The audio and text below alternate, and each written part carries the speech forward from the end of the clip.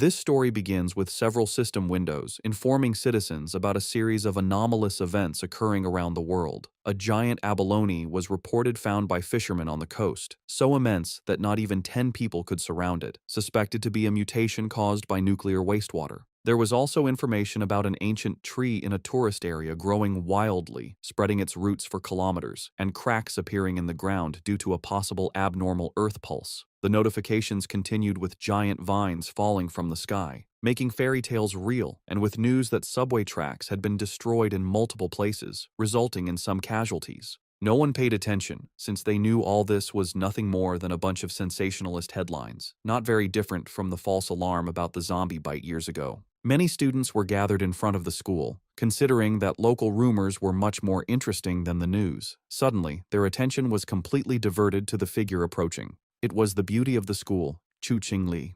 Immediately, the crowd wondered if she was finally about to break up with her boyfriend. According to them, the relationship was nothing more than an act of charity on her part. Chu Qingli had already been accepted into Qingcheng University, while her boyfriend hadn't even managed to get into a decent university. Because of this, their futures were on completely different levels. Chu Qingli approached Fang Yi and called his attention. Fang Yi turned around somewhat curious. With a cold expression, she explained that she had thought it over and their relationship wasn't realistic. School-time love always reached a point where one wakes up and realizes they are not meant for each other. A life together, according to her, required not only courage but also compatibility. For all this reason, it was best to end things. She thought with disdain that no matter what he tried to win her back, it would be impossible. Fang Yi remained silent, and noticing this, people thought his lack of reaction was because he was so shocked that he had collapsed or lost his mind. After all, she was the beauty of the school. They expected him to be on his knees, begging for another chance. However, upon observing him, they simply concluded that he was no match for a rich and beautiful girl, a toad who coveted a swan. With a calm gaze, Fang Yi agreed to break up with her, leaving Chu Qingli and the others in shock. Seeing that she had nothing more to say, our boy turned his back on her and decided to leave. She panicked and called out to him. With a piercing gaze, Fang Yi turned around and asked what she wanted. While her eyes were shining with rage, she made it clear that she didn't care what he was thinking or what tricks he would use. She wasn't going back with him, and she wanted this to be completely clear. Fang Yi began to stare at her and asked her not to flatter herself, calling her the school beauty. Upon hearing this, her eyes widened in surprise, making her blush. The others were in shock at Fang Yi's attitude. Fang Yi was aware that Chu Qingli and the others had no idea what was about to happen. He knew that society's current rules, like money and education, would soon turn to ashes. They were unaware that he had returned from a future disaster, a man reborn in this timeline. Because of this, the Chu Qingli before him was, to him, simply a distant stranger from another life. Fang Yi left the school. He had more important matters to attend to. For him, school beauties and reputation were irrelevant, since everything was about to be completely reconfigured. The real crisis was one looming over all humanity on Blue Star. It all began the night before, when Fang Yi woke up and some strange cracks showed him the future, and then the system informed him that an aura recovery had been detected. Its full activation would take place in 364 days, 11 hours, and 59 minutes, and once this happened, the world would undergo an unprecedented transformation. Fang Yi was somewhat confused. Several figures appeared in front of him, and the system revealed that society's rules would be rewritten. The era of cultivators was about to arrive, and power would become the new standard. Our boy felt somewhat curious, extended his hand and asked who it was. Then a strange light began to appear in front of him. A system window appeared, explaining that it came from the confines of the universe and used top-tier algorithms integrated with cosmic secrets. Its function was to automatically generate cultivation techniques based on spiritual materials touched by the host, showing that current techniques were zero. Fang Yi began to extend his hand, and his eyes widened in surprise as his hand passed through the system window. Then, a powerful monster emerged and began to roar. Fang Yi was paralyzed and his eyes filled with fear. Inside the monster's mouth was a corpse, and the system revealed that this was his end as an ordinary person, as well as the fate of billions on Blue Star. Fang Yi swallowed saliva and could not help but feel afraid. He put his hand over his chest, and his eyes filled with worry. Fang Yi began to ponder and remembered his past life. He had been just an average person, swept along by the tide of events, struggling only to survive with the hope of overcoming the disaster.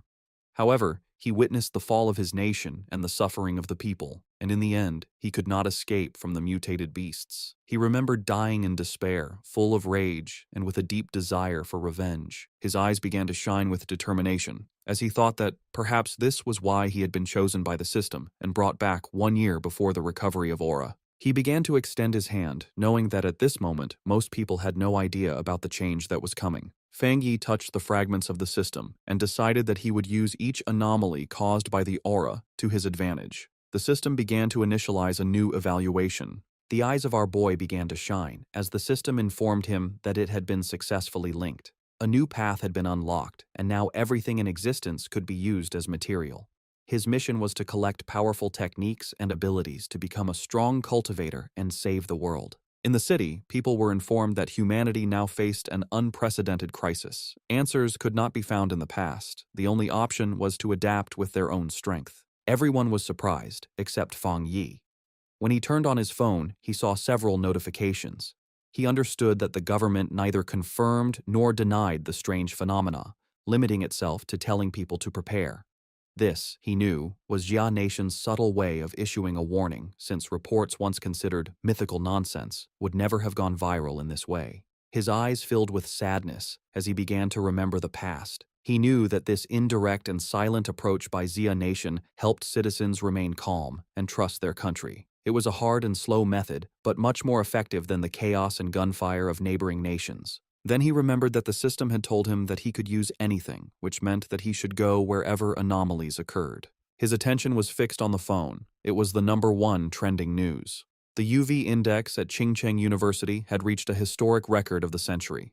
Because of this, a heat warning had been issued, urging new students to take safety precautions and use sunscreen. The students were somewhat confused, as they thought that even the best universities now resorted to sensationalist advertising. They considered this false, definitely a paid topic to be trending, since heat of that magnitude could kill people. Fang Yi looked up at the sky and saw that it was full of clouds, then activated the UV meter and saw that it was at 0. He was somewhat confused, as he didn't understand how the weather could be so different, since Qingcheng University was only 15 minutes away by car. Images of a blazing sun above the university were published, and students were informed that new student registration would continue, but they should avoid the north gate due to the high UV index, as all other entrances remained open. Feng Yi couldn't help but smile. He knew that when anomalies occurred for the first time, most people only thought it was a publicity stunt, and only he knew the truth. His eyes began to shine with joy, as his first opportunity had arrived. Fang Yi changed clothes and went to Qingcheng University. Everyone was carrying umbrellas. It was so hot that the leaves of the trees had fallen. Our boy went to the north gate of Qingcheng University, the least crowded of all.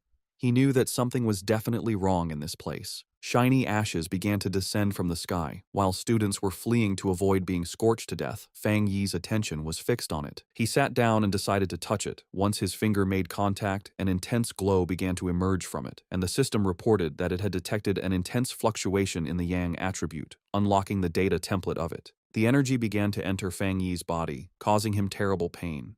An intense glow began to emerge from our boy's body. People covered their eyes to avoid going blind. They didn't know what was happening and thought they were hallucinating. The energy started burning Fang Yi's clothes, making him clench his teeth tightly. He put his hands on top of his head and started going crazy, not knowing if the system had finished compiling. He felt like he was about to die. The compilation was completed, and Fang Yi acquired a Yang attribute technique, the Golden Sun breathing technique. Later, it's the day for new students to register at Qingcheng University. Our main character's ex-girlfriend arrives at the registration area. A guy offers to carry her suitcase for her. Soon, more guys come over to try and get her attention, but she turns them all down, telling them she doesn't need their help. She looks over at a couple nearby with a sneer, but then a bright golden light flashes, surprising her and the other students. A voice on the loudspeaker tells everyone to stay away from the north gate. The girl looks serious and decides to go see what is happening. At the north gate, a huge burst of golden energy lights up the area. A dark figure appears from the smoke, giving off a powerful feeling. He takes a deep breath, and his eyes glow with a strong golden light. A screen pops up, telling him that he has created a new technique and earned 50 points. The guy looks at the screen and wonders what the points are for. He decides it's not important right now, but will probably be useful later. Time passes, and it is now night, with a strange-looking moon in the sky. The young man then starts to practice his new breathing technique. The next day, a bright sun is in the sky, and a new energy spreads through the university. Some students notice the sky get dark and cool for a second as they run to the north gate. A large crowd gathers there to see what is going on. The university's dean is angry and asks why no one listened to the warning to stay away. The group pushes through the crowd, which moves aside for them as they go to the center of it all. A hooded person with a serious look tells the dean to block off the north gate completely. At that moment, a system tells Fang Yi that he has cleaned a polluted area. He learns that the government already knows about these areas and wonders if there are other people like him. Hearing an alert about people not being allowed in the area, the young man knows things have gotten serious. The students see people in uniforms and wonder if they are from the army. From a rooftop, Fang Yi sees that the disturbance is getting a lot of attention. With his red eyes glowing, he decides it's time to leave and jumps off the building. Down below, the mysterious hooded person walks across the ground, which is cracked from the energy. The hooded figure looks carefully at the scene. This person kneels and touches the ground to feel for any remaining energy. Then, she picks up a piece of the ground to get a closer look at what happened. The hooded figure studies it and realizes a person caused the energy. Just then, officials begin moving the students out, while the person in the hood watches from far away. In the crowd, the guy's ex-girlfriend is shocked to hear that only one person did this. At that moment, she sees a figure jumping away and wonders if it was her ex, but she quickly pushes that thought away. With his grades, he could never get into this school. Far away at Fang Yi's house, the sun goes down and night falls. Lying on his bed, the young man complains that his body is still hot, even after a cold shower. Because of the heat, he's afraid he won't get any sleep. He also worries that because of what happened today, someone might have noticed him. He then picks up his phone and sees a popular news story about a cultivation association. The young man remembers that everyone used to think it was just a joke on the internet. Just then, he remembers the hooded people at the university and thinks they must be from the association. Curious, he opens the news story to read the whole article. It explains the different cultivation levels, from ghost acts to total transcendence. In the comments, people think it's a joke, but he wonders if the announcement is real. Fang Yi thinks about how he never knew any of this in his past life as a normal person. Sitting on his bed, he thinks about the cultivation association and decides to try his technique again. He closes his eyes and focuses to start his training. In that moment, he begins to sweat as a strong, golden energy flows around him. He starts to float in his room, surrounded by a bright golden glow. A light shines on him. The first step is to strengthen his body to hold the power of heaven and earth. He successfully controls the energy and shapes it into a divine axe. His eyes glow brightly, and he smiles, feeling full of power. The system tells him he has reached the Dushui level and gives him 50 more points. The guy remembers the points and reads the screen, which says a new path is now open. The system explains that the points can be used to put the compiled data into any object. He thinks about the idea of putting power into an object and looks at his mug on the table. He holds his hand out toward the mug with a golden glow of power. The system asks if he wants to use 1 point to put the Yang attribute on the mug. He realizes this is like enchanting an item to give it a special power. The young man thinks that if he did this to a weapon, it would become his own special item for fighting. He decides that having a powered-up weapon will be very important for what is to come. The guy then finds a small sword on his shelf and decides to try the power on it. He thinks that if the test works, he will buy a real weapon to be ready for the monsters. Suddenly, a strange noise from outside the building gets his attention in the middle of the night. Outside, a dark creature with huge claws is watching Fang Yi's apartment. With glowing red eyes, the strange creature shows its sharp teeth in the darkness. It looks like a giant demonic rabbit and gets ready to attack the building. But inside the apartment, the guy has no idea that danger is coming. Lying in bed, the guy feels uncomfortable from his new cultivation technique.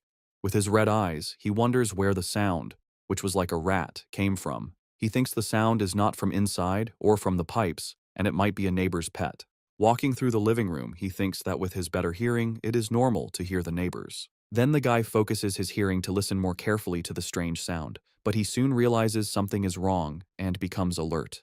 Fang Yi goes to the door and comes face to face with the scary creature right there in the dark hallway. In the hallway, the strange creature with red eyes appears and glares at him, ready to attack. He is startled and recognizes the mutated beast. A memory from his past life scares him. At the same time, a drone flies over the city at night, showing that others know about the danger. On top of a building, a girl complains that they still have not caught the rabbit that ate a rare fruit. With a lollipop in her mouth, the young woman seems very calm and confident about the mission. She then orders her team to keep sending her updates about the target she is hunting. After that, the mysterious girl jumps from the top of the building to begin the chase. Falling very fast, she moves with ease between the huge city buildings. Suddenly, the young woman feels the mutated beast's power and realizes she is getting closer to it. With her eyes glowing, she finally finds the creature and gets ready for a fight. The mysterious hunter lands hard on a rooftop, moving with amazing skill. Running down the side of a building, she gets the order to chase the target no matter what.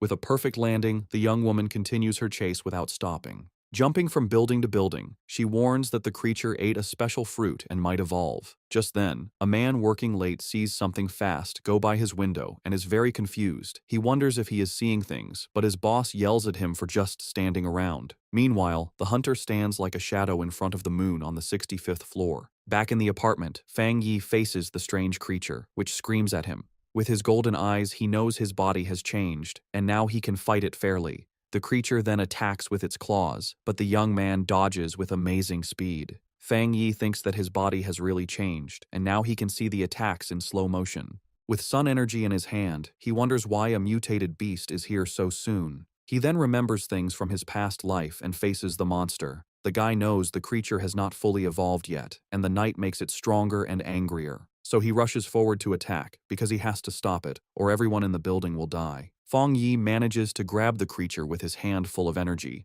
With surprising strength, the guy bites the strange creature without any fear.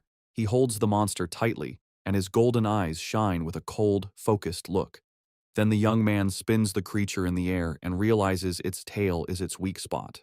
Taking his chance, he grabs the beast's tail with all his strength. Fang Yi throws the monster against the window, and it shatters from the force. With his fist glowing gold, he gets ready to land a powerful punch. The guy shoots a beam of energy that hits the creature right in the air. The monster is then completely covered by the bright golden beam of light, but the strange creature grabs the golden energy with its claws and tries to take its power. Fang Yi then realizes the monster is trying to steal his yang power, and he fights back. He thinks the power of the sun is too strong and that the rabbit is just destroying itself. Soon after, a golden explosion covers the monster, which can't handle that much energy. In the building next door, a couple wakes up from the noise, and the man wonders if it was thunder. He then goes to the window to check, but sees nothing strange outside. Our hero lands on the floor, surrounded by what is left of his golden energy. The young man thinks that the creature was like a starving ghost trying to eat his power.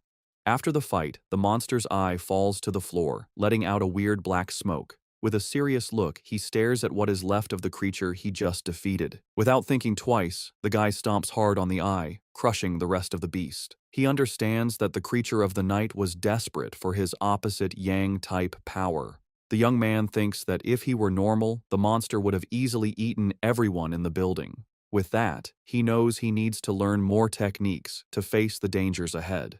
Meanwhile, a mysterious girl jumps through the air in the moonlight, looking like a hunter. With amazing speed, the young woman runs very fast down the side of a building. When she gets to the scene, the mysterious hunter's eyes open wide with shock. Standing there in the middle of the night, she wonders if someone else defeated her target.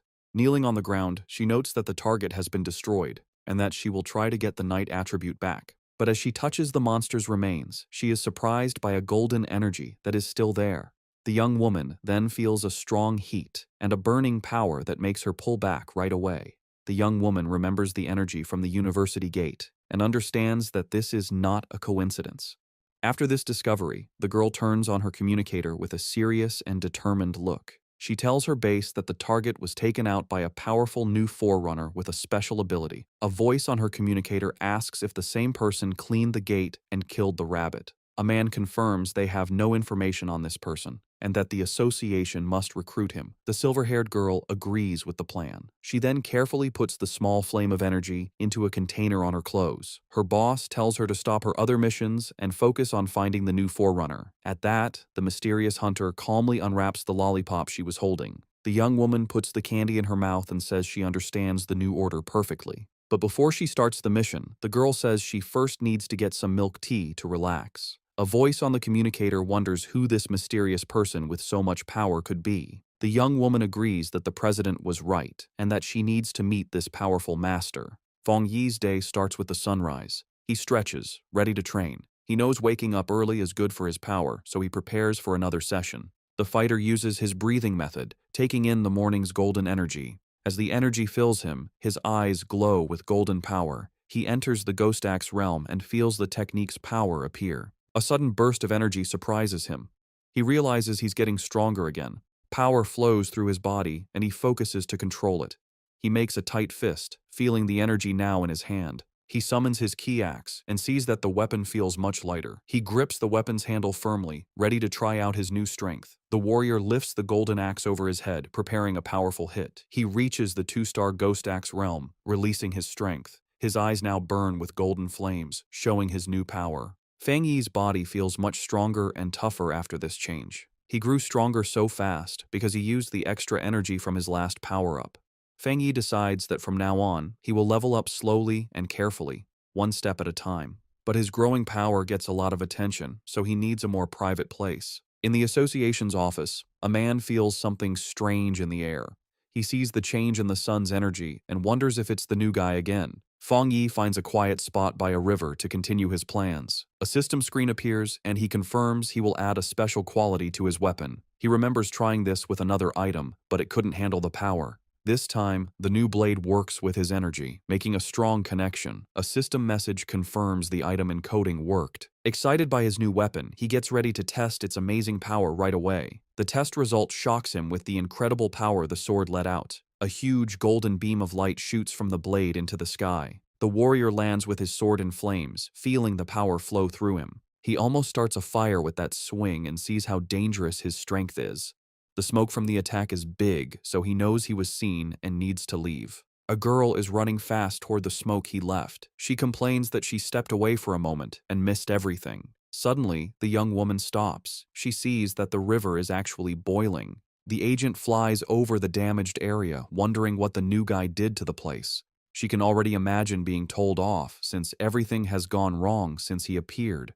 Just then, a golden flash in the distance catches her eye, and she becomes curious. The hunter is shocked by what she senses. This shouldn't be possible. His power level jumped from 1 star to 2 stars, and he even made a spirit weapon. The association only has 2 of those weapons, and the way to make them isn't fully known. The girl gets suspicious, wondering how he got this kind of power by himself. But she thinks she must be wrong and decides to start cleaning up the mess he made. Far away, Feng Yi thinks about how his weapon now has the Yang attribute, but he wants more. The system can encode anything, so he plans to add more qualities to the blade. Suddenly, his phone buzzes. He has a message from someone he doesn't know. He completely forgot about being private, and now a stranger is inviting him to a pioneers group. He's shocked to learn that official members must be at least Ghost Axe realm level. The stranger talks about a new pollution zone and invites him to a group hunt. He asks for the location, and the stranger sends a file about the lava dragon of the Shadow River. The zone has lava, and the same Yang attribute he has, so Feng Yi decides to accept the invitation. Far away in the Binmu district, a group is waiting for old Li's friend to arrive. One member says the girl's map was so good, he got there easily. The blonde girl thanks everyone for coming and tells them they need to work together. She is from the Cultivation Association and is disappointed that the pioneers here aren't very strong. What many don't know is that the Cultivation Association is a government group. Getting into the group was hard and required her family to ask for favors, so she hates to fail. Just then, one of the explorers sees the newbie arriving and calls him by his name, Fang. Feng Yi makes a strong entrance with his new sword and introduces himself to the group. The agent is startled by his power, but sees his aura isn't scary, but warm. Since the team is all there, the leader gives the signal, and they go toward the cave entrance. Feng Yi decides to go first and asks the blonde agent to take care of the light. The group walks through the cave, and one of them warns Fang about the loose rocks. They think it's strange that the place isn't very hot yet.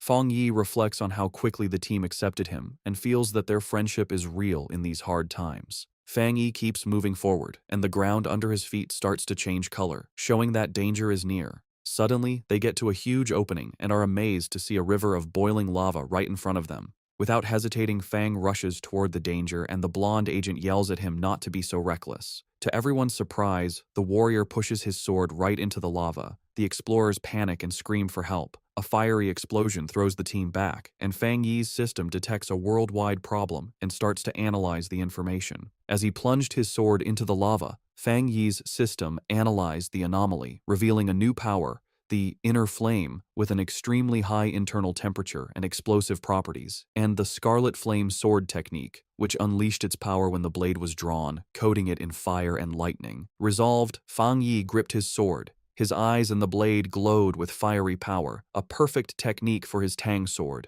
Below, the other explorers, thrown back by a previous explosion, watched in amazement as Fang Yi stood unharmed in a vortex of fire. Realizing his weapon was absorbing the lava's power, Fang Yi then used his script points to permanently embed the Scarlet Flame attribute into his sword, which now burned with energy. When the flame subsided, his teammates concluded he had suffered a small cultivation accident and had recovered. The group was euphoric, noticing the cave's spiritual energy had stabilized. One of them celebrated being able to absorb it smoothly, while another, on the verge of beginning his cultivation path, excitedly shouted Xiaoya's name.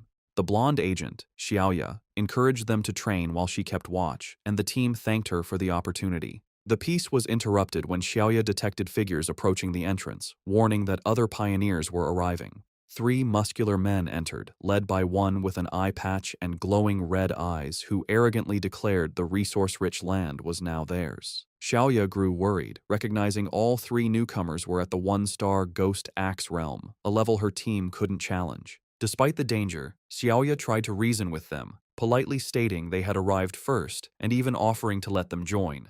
Her diplomacy was met with contempt. The eye-patch-wearing leader mocked her low level and ordered them to get lost or face the consequences. Xiaoya's expression hardened. She reflected on the harsh reality of survival of the fittest in this new era, but as a member of the Xia Nations Association, she decided she couldn't allow this injustice. Just as the confrontation was about to escalate, Fang Yi stepped between Xiaoya and the hostile leader. With his sword ignited, he coldly asked the large man if he had nothing better to do than bully a young woman. The eye-patch-wearing leader was left stunned and speechless. Without hesitation, Fang Yi unleashed a single, devastating swing that created a fiery explosion, sending the 3 aggressors flying. The force of the attack startled Fang Yi's own teammates from their meditation. He remembered the tragedies caused by those who followed the survival of the fittest principle, knowing only overwhelming force would work on such people. To make his point, Fang Yi drove his blade into the ground in front of the rival leader. Surrounded by an immense golden aura, he coldly ordered them to scram.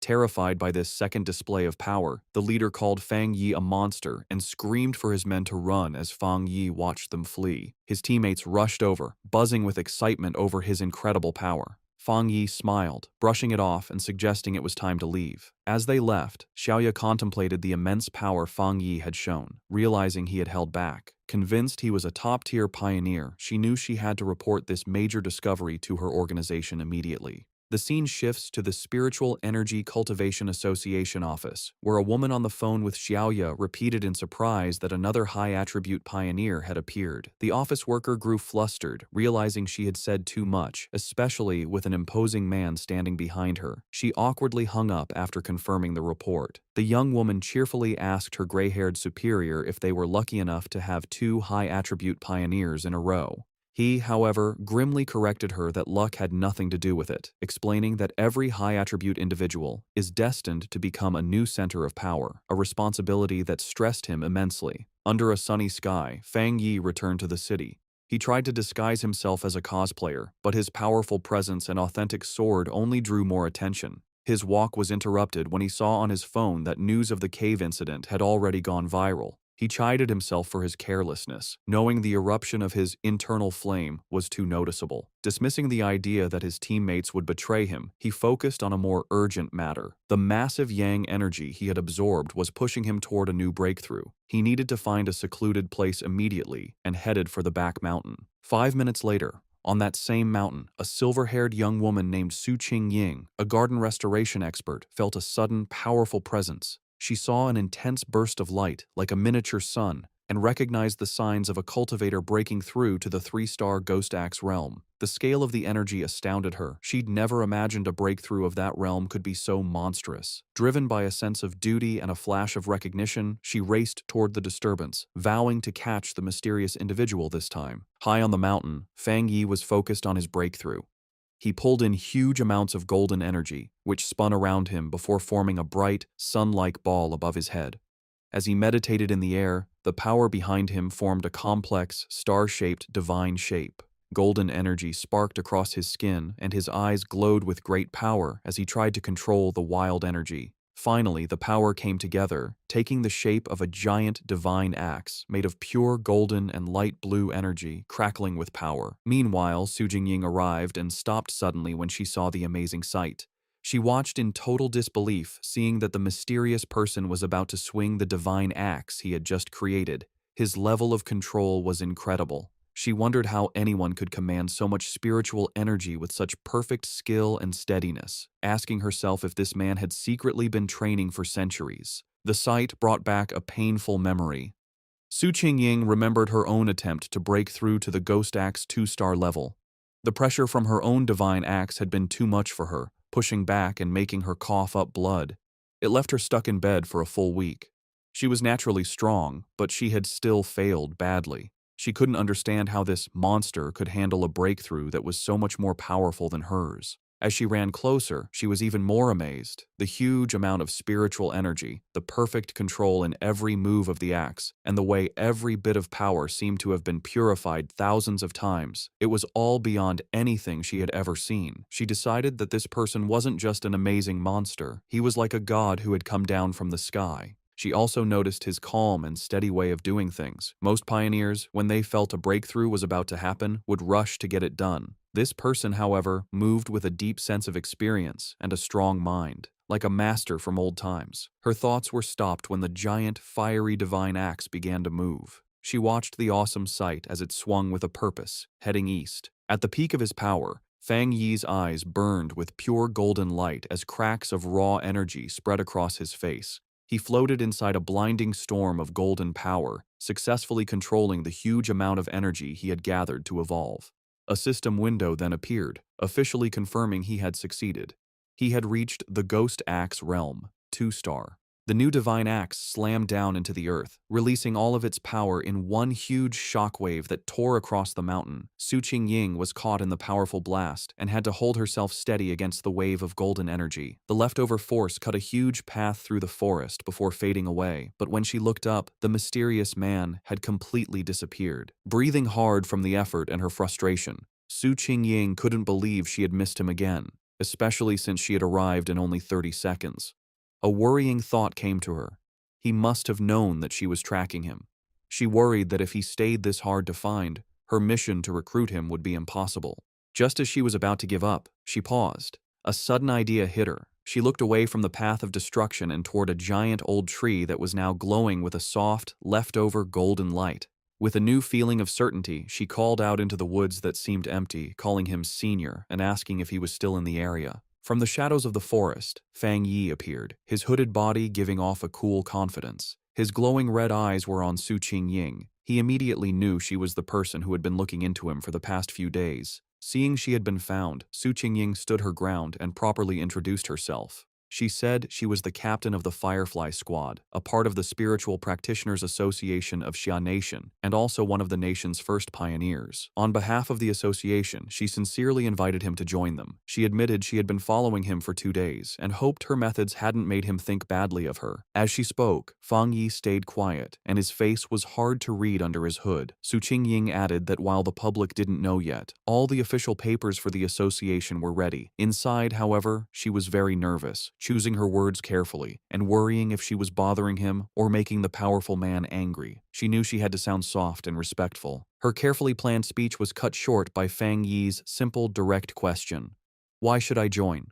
The direct question surprised her completely. She stuttered for a moment, panicking over what to say.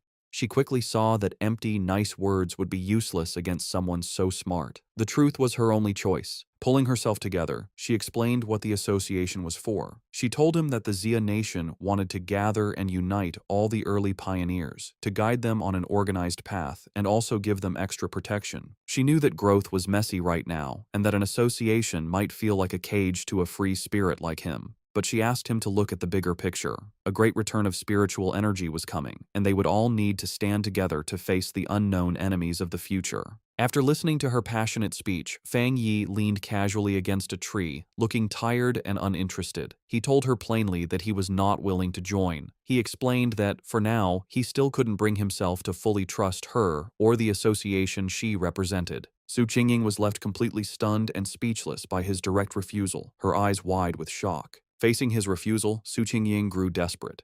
She quickly pulled out her identification card from her jacket. Holding it up for him to see, she quickly introduced herself again as Su Qingying and mentioned she used to be a well-known athlete before the spiritual energy returned. She begged him to believe her, hoping her public identity would give him a reason to trust her. Fang Yi paused and thought about her words. He touched his chin thoughtfully, saying that he now vaguely remembered her. His mind remembered a framed picture of her celebrating a victory as the runner-up in the Xia Nation's long-distance championship. He realized her natural athletic skill was what made her such a fast and good pioneer. However, his face then became hard.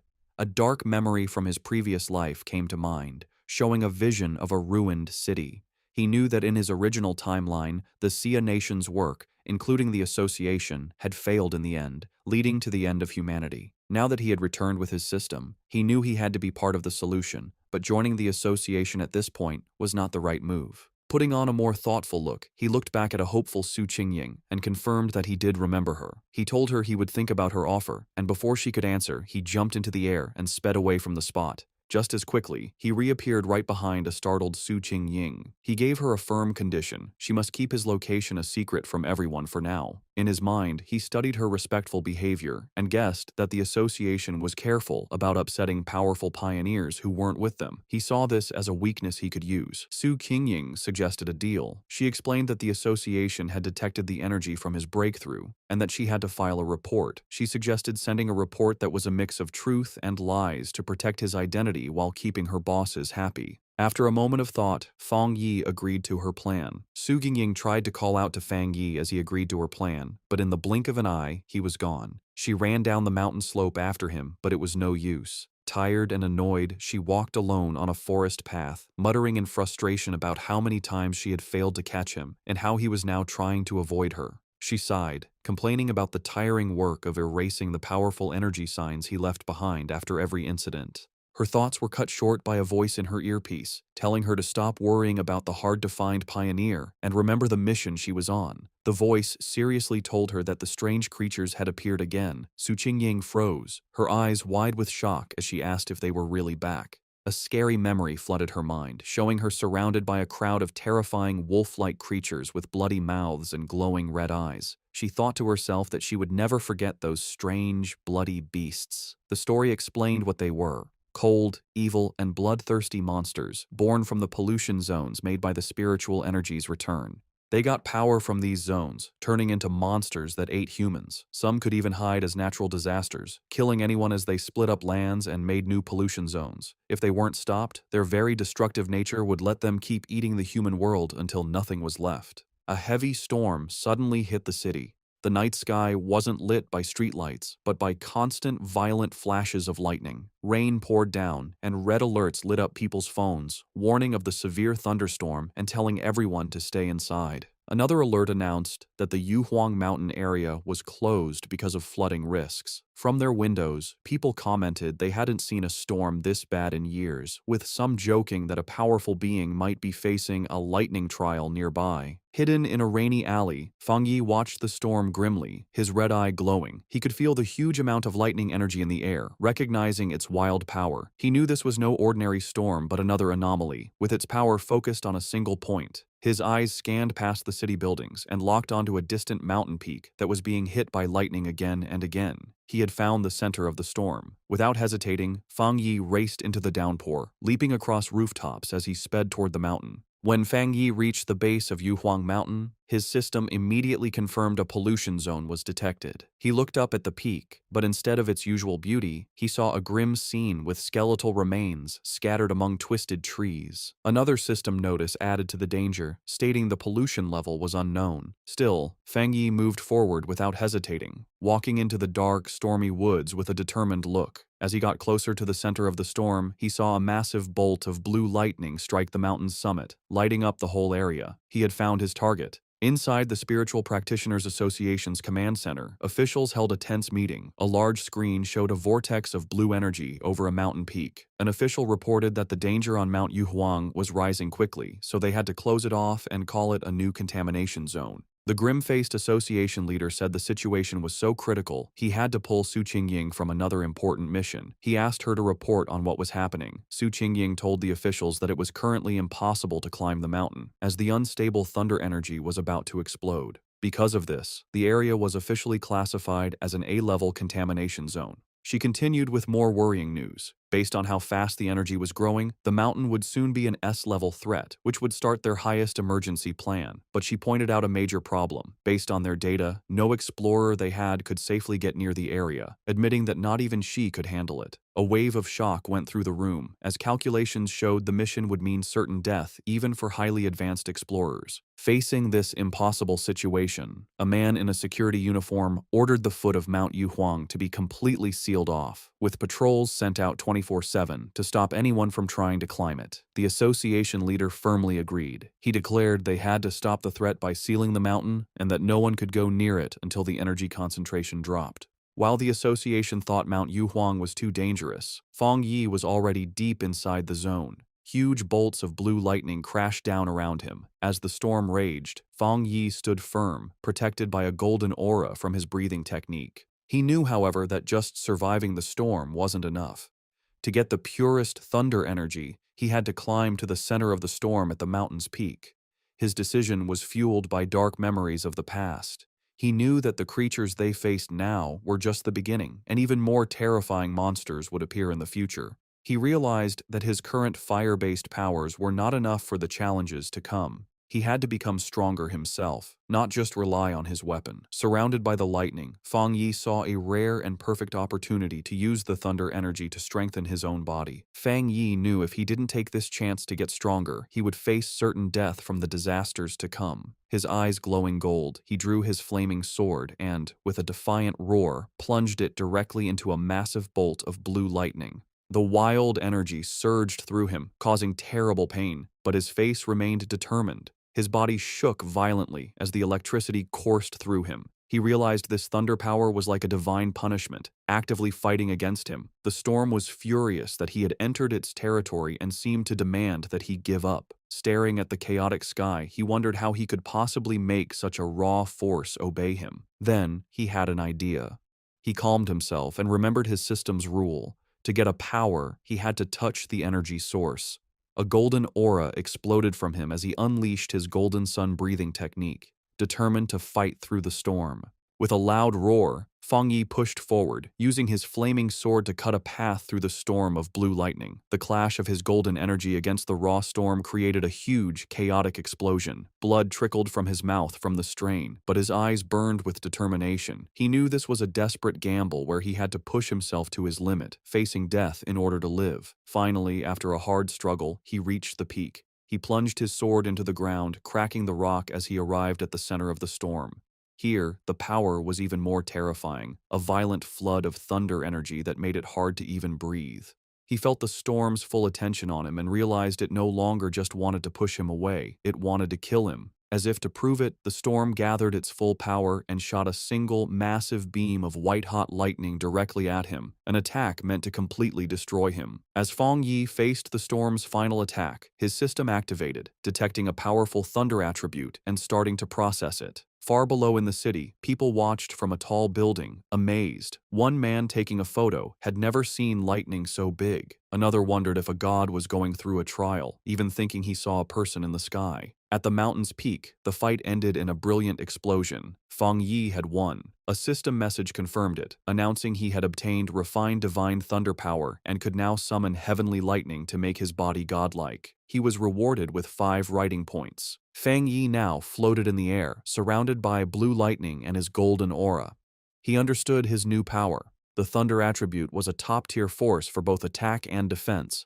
Unlike his sun power, which was mostly for defense, the thunder could refine his body and turn it into intense energy. He decided that the thunder was now his spear and his shield. He also realized the power wasn't just about destruction, it was also about purification and rebirth. He could feel the energy strengthening his bones and muscles without any pain. The system then offered him an upgrade to punish evil, which would grant him double critical damage, asking if he wanted to use writing points to get it. Landing softly, Fang Yi thought about what to do next. His first thought was to put this new thunder power into his Tang sword.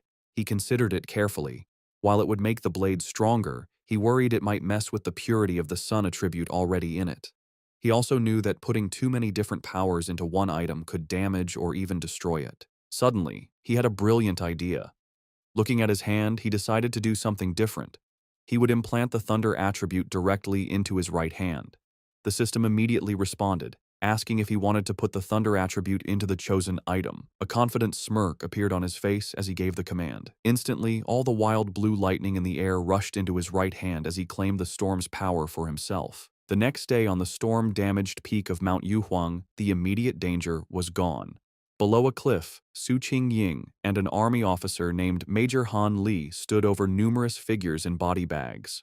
Su Qingying reported that the contamination zone's energy had strangely dropped from its most dangerous level to a mild level in just 3 hours, though some electricity was still in the air. Major Han Li listened and immediately figured out what had happened. Someone had been there. It was a seeker, a person who actively looks for these dangerous events. Su Qingying was shocked, wondering if another seeker was involved and if they could have survived. She knelt and looked for clues but couldn't sense anything, guessing that the heavy rain had washed away any evidence. She concluded that the seeker must have left the mountain safely around 8 p.m. the night before. Major Han Li agreed with her timeline. The strange event began around 6 p.m., and the army sealed the mountain at 7 p.m., so the seeker must have climbed the mountain before it was closed. He noted that their instruments predicted the danger would reach grade S, but after 8 p.m., the energy suddenly dropped. Standing where the lightning had been strongest, the major added his own theory. He believed the seeker not only survived the lightning, but probably had a thunder-related power, turning the disaster into a great opportunity. He concluded this person was the direct cause of the sudden change. The major then shared his biggest worry. People like this were the most dangerous because they didn't know whose side they were on. Su Qingying agreed, adding that if such a powerful person was a threat, the disaster they could cause would be huge. They had to be found quickly. Miles away, sitting on his couch and unaware of the military operation now focused on him, Fang Yi let out a sudden, loud sneeze. Back on the mountain, Major Han Li made his decision. He gave a firm order to his troops. Find this person immediately, at any cost. As his command was given, he assigned the mysterious target his temporary codename, the Tyrant. The investigation on Yuhuang Mountain started right away. The army hoped the Spiritual Practitioners Association could recruit the mysterious person codenamed Tyrant soon. In the meantime, they would keep all information about the event secret and start their own investigation. On the rainy peak, the association leader told Major Han Li that they already had a high-level pioneer trying to make contact. He then turned to Su Qingying and ordered her to give her report to the major. Su Qingying was caught off guard by the order and gasped in panic. Forced to think fast, she began her half-true report. She connected the current incident to the pioneer who had recently cleared the pollution zone at a local university. Inside, she was panicking, terrified she would say something wrong and reveal her deal with Fang Yi. She explained that she had been trying to contact him, but he was hard to find. She mentioned finding the body of a mutated rabbit he had killed and correctly identified his Yang Flame attribute from the evidence. She finished by promising to do her best to get close to him and find out how he had cleared the university's gate.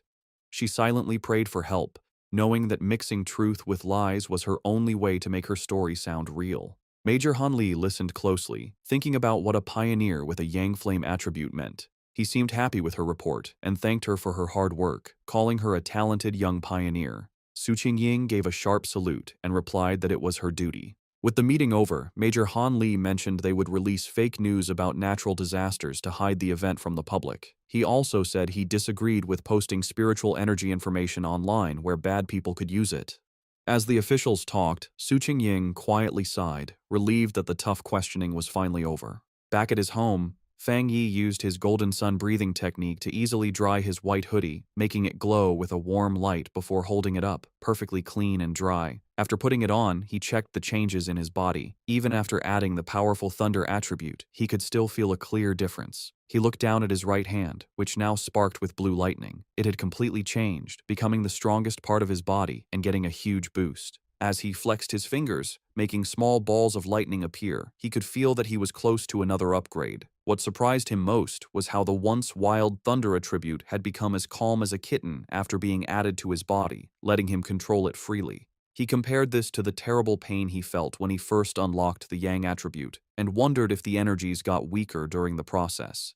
Remembering the system told him this new power dealt double damage to strange and evil creatures, he was eager to test it. His thoughts were broken by a sudden alert from his phone on a nearby table. He picked it up, wondering what was happening now. He had set up special news alerts after the last incident, knowing that in these crazy times, the government would issue warnings to protect people. For a pioneer like him, however, these warnings were more than just notices of danger. In every crisis, there was a chance to grow stronger, even if it meant risking his life. As Fang Yi thought about what to do next, he looked at the major news alert on his phone. The report said a huge explosion had just happened inside a chemical plant, causing a lot of pollution in the city. The official story said no one was hurt and told people to stay calm, but Fang Yi was suspicious of an event this big. He checked online forums, where people who saw it happen gave a much scarier story. People who lived nearby described a super creepy feeling they couldn't explain. One person asked if it was a cold, evil aura, and another quickly agreed. While many were doubtful, the overall feeling was one of dread and fear. The words cold and evil aura felt familiar to Fang Yi. Suddenly, a terrifying memory from his past life came back. A bloody hand and a horrible monster. He remembered hiding in fear from a giant, red, demonic beast as it destroyed everything around it. The creature, a gross, multi-eyed rat-like monster, was a threat he knew too well. Back in the present, he looked serious. He remembered the nature of these creatures. They were plants or animals that changed in a strange way after becoming self-aware, their power going wild and giving them terrifying hunting and killing abilities. They loved to appear in the dark of night. Realizing this new threat was 100 times more dangerous than the mutated rabbit he had fought before, Fang Yi knew he had to do something. Clenching his fist, which sparked with his new blue lightning, he decided he would go out that night to stop these creatures from surviving and getting stronger. Standing up, he was surrounded by blue electrical energy. It was time, he decided, to test his new 200% critical hit ability in a real fight. On a dark and stormy night, rain fell on the empty city streets. As a traffic light changed, a blur of motion sped across the wet road, a squad of cloaked figures moving with amazing speed. These were the members of the Destroyer Squad, and they were hunting. One member reported to their headquarters that they were tracking Anomaly File Number 7, codenamed Candle Knight, but had lost the target. The creature's known ability was to blend into the darkness, making it very hard to follow. The squad member added new, scary details to the file. The anomaly made a faint sizzling sound when it was close and liked to eat humans. As lightning lit up the sky, the squad landed on a rooftop to look over the city. Their leader, a determined man with light hair and a scar on his face, knew the stormy weather was perfect for the creature's hunt. He said with grim certainty that they could not let that happen. Miles away, in a busy command center, an operator got the updated information. He confirmed the new data for File 7. Candle Knight had been submitted. The situation was serious. An extermination request was filed as a high priority, with a goal to solve it in 12 hours. The order came back from headquarters. The Destroyer Squad was to keep chasing the target, but their own safety was most important. The team immediately started the chase again, leaping from building to building through the rainy city. The squad leader paused, looking at a glowing holographic map of the city full of red markers showing active anomalies. He knew that a 12-hour response time wasn't fast, but it was the best headquarters could do. The country was large, and with anomalies appearing everywhere, even their advanced resources were stretched thin. Just as the Destroyer Squad got close to their target's last known location, a warning came from their headquarters. The operator told them that the area they were entering was currently occupied by Spiritual Energy Cultivation Association agents. A photo of Su Qingying appeared on the screen as the operator explained that her team was watching pioneers there and could be asked to help. The Destroyer Squad's leader acknowledged the message and asked headquarters to have her come help, saying he had heard of her good work. Elsewhere, Su Qingying was surprised to learn she had become so famous. The destroyer squad waited grimly in the rain. Soon, Su Qingying and her own cloaked team arrived, taking a spot on a higher rooftop. With a hand on her hip, she looked down at the squad below and casually asked if they were the ones calling her for overtime. The destroyer squad's leader was not happy with her casual tone. He sternly told her that the Candle Night anomaly eats people and that this was much more serious than a simple overtime request. One of Su Qingying's team members shot back, asking if that was the right way to ask for help. Su Qingying then turned to leave, saying that the destroyer squad seemed so good, they probably didn't need help after all. She announced that her team, the Ying squad, would be leaving. As they started to go, her team members muttered among themselves, one worrying about their boss's savage attitude and another defending her, saying their own missions were just as dangerous. The leader of the destroyer squad immediately panicked and called for her to wait. He apologized for his harsh tone and begged for her help.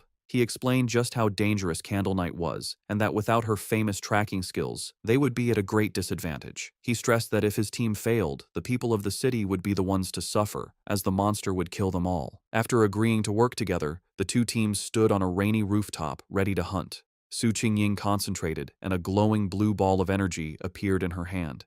She announced she had found the creature. The orb's energy expanded, showing the monster's location. Hidden in the dark, wet ruins of a chemical plant, the monstrous, multi-eyed rat-like creature called Candle Night was eating something. Its file noted that it liked darkness, dampness, and eating people. With the target found, Su Qingying gave the command for the joint operation to start. The creature's senses were sharp, and it instantly looked up, aware of their presence. It jumped away, just as an attack hit the ground where it had been. A member of the destroyer squad said the target had spotted them and ordered the team to form up. The squad members moved with incredible speed, their cloaks blurring as they chased it. They surrounded the creature from all sides, and with their prey trapped, they shouted together, ready to attack. One of the destroyer squad members lunged forward, shouting the order to attack. He hit the creature hard, sending it crashing into a pile of rubble. But instead of being weaker, the monster's body began to change, its back erupting with red sores and black spikes. With a furious shriek, the enraged Candle Knight fought back, creating a vortex of dark energy. Su Qingying desperately shouted for the teams to watch out for the sound wave and dodge. Her warning was a moment too late. A powerful sonic blast erupted from the creature, sending the squad members flying back. The destroyer squad's leader was thrown from the rooftop, crashing onto the street below. One of his team members rushed to his side. The leader pushed himself up, bruised but alive. He admitted that if he hadn't moved back at the last second, his bones would have been broken. He knew they were in grave danger. If the creature stayed in the city any longer, it would cause a huge disaster.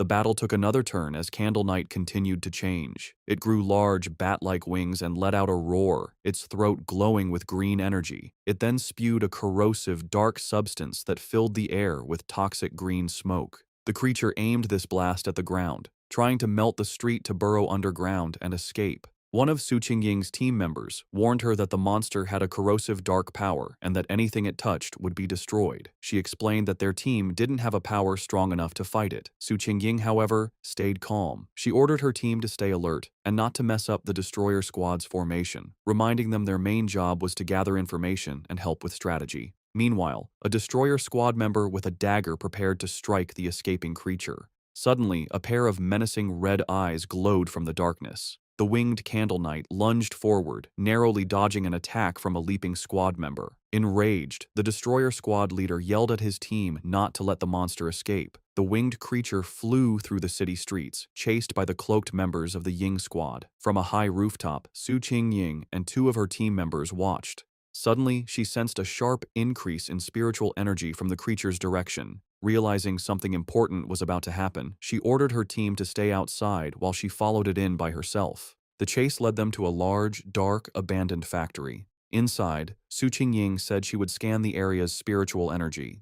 The destroyer squad's leader noticed the advanced watch on her wrist. She confirmed it was a new device from the association, explaining that the watch showed the energy level a squad could safely handle was 50. Candle Knight's reading had been just 48. Suddenly, the device on her wrist began to flash wildly, the reading shooting past 80. Su Qingying shouted that the energy levels were going crazy. At that moment, a massive, shadowy form with glowing green eyes appeared in the rafters above. They had been led into a trap. Su Qingying realized with horror that there was more than one creature in the factory. The shadowy, monstrous face of a new creature loomed behind them. The destroyer squad's leader panicked, yelling that they needed to retreat immediately. Taking charge, Su Jingying suggested a tactical retreat toward the main door to force the hidden enemy to show itself. She fired a blast of energy to clear a path, shouting for her team to follow. But before they could escape, she cried out in pain and collapsed, her senses overwhelmed by an invisible poison gas. Su Jingying suddenly found herself alone in the vast green darkness of the factory. She called out to her team, but no one answered. She knew they were nearby, but the poison had made them unable to sense her. Putting the pieces together, she realized the full trap. Candle Knight had led them to this factory, which was the territory of a much more powerful creature, a giant serpent she had only faintly sensed earlier. As if summoned by her thoughts, the huge, armored head of a shadowy serpent with glowing green eyes loomed over her. She now understood that unlike Candle Knight's simple dark power, this creature's black mist was a strong poison, and they had been breathing it in since they arrived. The gas worked silently, paralyzing its victims while draining their spiritual energy. Fighting back would only use up their power faster, leading to certain death. She could feel her own spiritual energy was almost gone, and without it, she knew she would soon be another victim. As she collapsed to the floor, her strength gone, she despaired at the terrifying intelligence of a creature that was just playing with them. She closed her eyes, wondering if this was the end. Lying defeated on the factory floor, Su Jingying saw a single ray of light cut through the green darkness above. A flicker of hope appeared in her eyes. Suddenly, the factory ceiling exploded inward, and a blinding light filled the room. Her eyes widened as a figure came down from the blast. It was Fang Yi. He landed gracefully in the rubble, his hooded figure standing out against the glowing hole in the ceiling. He stood before the giant serpent, immediately identifying it as a dark attribute creature. Without warning, the serpent lunged, its massive fangs aimed at him. At the same time, the Candle Knight monster burst from the shadows, attacking from behind. Fang Yi dodged the serpent's attack and came face to face with the growling rat-like beast. As the two creatures closed in, he finally understood the full trap he had walked into.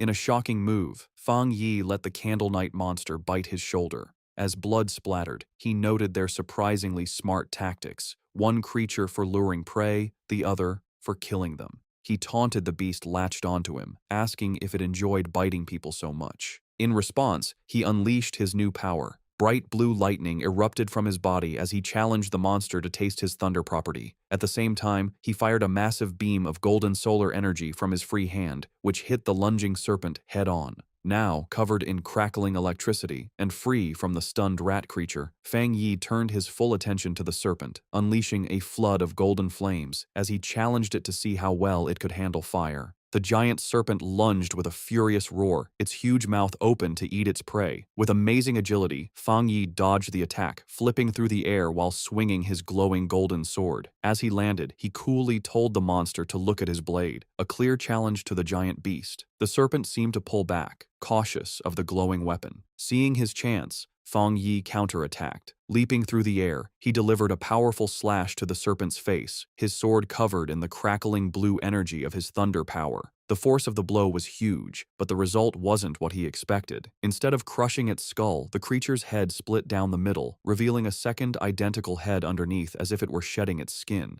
Fang Yi landed on his feet, his eyes wide with surprise at this strange development. The creature's split head then pulled apart completely, shedding its outer layer to reveal its true, healed form. As green energy pulsed in its neck, Fang Yi knew the fight was far from over. The serpent reacted with shock and pain as the leftover thunder energy from Fang Yi's sword ran through its body. It roared in fury as the electrical energy grew stronger, overwhelming its dark power. Watching the creature twist in pain, Fang Yi gave a small, confident smirk. He knew he had the advantage, as he had already sensed this serpent's dark aura was stronger than Candle Knight's. He then revealed his clever plan. When he attacked with his sword, he had held back the full force of his fire. Instead, he had used the blade to carry and channel the thunder power from his hand directly into the snake's body. He compared the two creatures, realizing this serpent was a far more dangerous and evolved monster than Candle Knight. Suddenly, he felt a sharp pain in his shoulder where the rat creature had bitten him. He hissed, looking down to see strange purple snake scales growing from the wound. He understood immediately. Just as he'd thought, this was a smart, mutated species. Its poison, delivered by its partner's bite, had a paralyzing effect that let it kill silently. He could feel a sharp pain from the wound, but he also felt his Golden Sun breathing technique working to fight the venom. With a determined look, he knew he had the perfect counter. The Yang Flame power could dissolve the poison, the Golden Sun technique would protect and heal his body, and the Thunder power would purify anything left. As the energy from his powers pulsed through him, Fang Yi recognized the benefit of his combined abilities. The mix of his Yang Flame and Thunder powers now gave him a clear pain signal to any poison, acting as an early warning system. He knew he was lucky. For others, the serpent's sneaky poison would have been impossible to cure.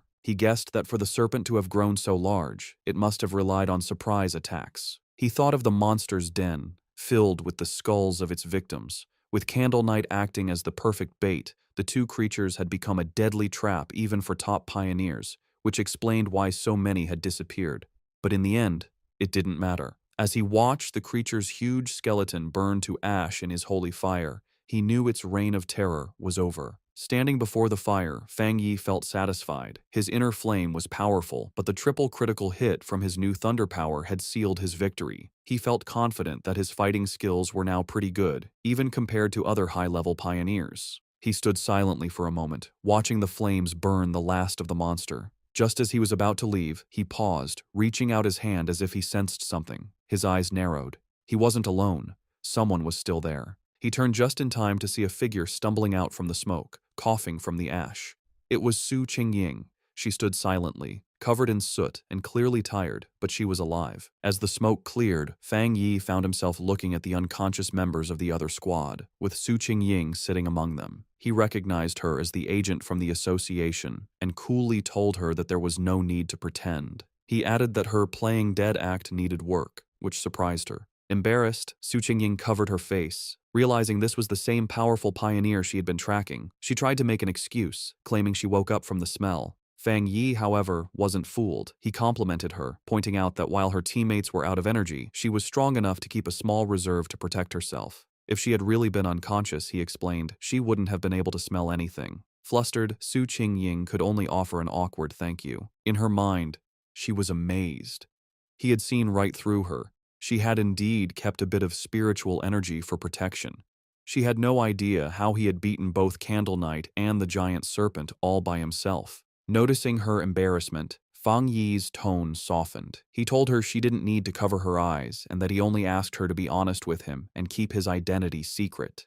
Seeing she and her team were safe, he said it was getting late and he would be leaving. Su Qingying tried to call out to him, but it was too late. Saying that explaining things would spoil the surprise, he jumped effortlessly through the hole he had made in the factory ceiling and disappeared into the night. As he traveled across the rooftops, Fang Yi thought about the battle. He was glad Su Qingying hadn't tried to absorb the dark power from the monsters, remembering its disgusting coldness. He wondered why he couldn't absorb it himself. He guessed maybe the dark energy was already gone, or his body had instinctively rejected it. He decided to think about it later, at home. Left alone in the huge, abandoned factory, Su Qingying looked up at the moonlit hole in the ceiling where Fang Yi had disappeared. She sighed, disappointed that she hadn't gotten a good look at his face, and realizing he still didn't trust her, or the association. Her quiet moment was short. Acting like a squad leader again, she walked over to the unconscious captain of the destroyer squad and gave him a few slaps, telling him to wake up. The man groaned and slowly opened his eyes, bruised and confused. His first thought was panic, and he shot up, shouting that they had been ambushed. Su Qingying just watched him with a calm look. The leader and his squad members then saw why she was so calm, the massive, smoking skeleton of the giant serpent. They stared in total disbelief, confused by the scene. The leader demanded to know what happened and where the powerful Yang energy came from. Su Qingying calmly explained that a powerful pioneer had rescued them. She continued her carefully planned report, explaining that the pioneer was likely the person from her original mission, a very high-level individual with a Yang attribute. She let her voice trail off, suggesting his appearance was a lucky coincidence. The other squad members were in complete awe, with one saying it was unbelievable that one person could defeat both monsters. Su Qingying added that she hadn't managed to recruit him yet, and that he had even managed to track her back, which only made him more mysterious. Getting back to their grim job, the destroyer squad leader asked where Candle Knight's body was. As he began using a green energy technique to clean the scene, he said they needed to collect the remains for the association. As the squads began the cleanup, the destroyer squad's leader used a green orb of energy to gather the strange, dark remains left from the battle. As he stepped forward, he accidentally crushed a piece of debris on the floor, which suddenly exploded in a blast of bright blue electrical energy. He jumped back in pain, yelling at the force of the shock as Su Qingying looked on in surprise. This new discovery only made things more mysterious. The remains, which they now realized belonged to Candle Knight, were crackling with leftover electricity. The squad leader turned to Su Qingying, questioning her report. He reminded her she had said the Pioneer had a yang attribute, yet this incredibly strong electrical power told a different story. The two leaders knelt to look at the electrically charged body. Su Qingying was stunned by the pure strength of the thunder power left behind, confirming it was a high-tier power. This led the destroyer squad's leader to a new idea. Maybe two high-level pioneers had appeared, one to kill the serpent and another to kill Candle Knight, before leaving together. Su Qingying knew that wasn't right. She struggled with how to explain the unbelievable truth, remembering the image of the lone pioneer holding both crackling blue lightning and roaring golden fire. She knew no one would believe that a single person could have two different top-level powers. Having just one made you a genius. Having two was almost unheard of. The impossible proof was right in front of them. The burning skeleton of the giant serpent was the work of a Yang Flame Walker, while the electrified body of Candle Knight was the clear mark of a Thunder Tyrant. The combined squads could only look on in complete disbelief, wondering what kind of monster this mysterious pioneer really was. As reinforcements from the association arrived, Su Qingying was glad she had left team members outside. If she had been inside too long without checking in, they would have reported her missing.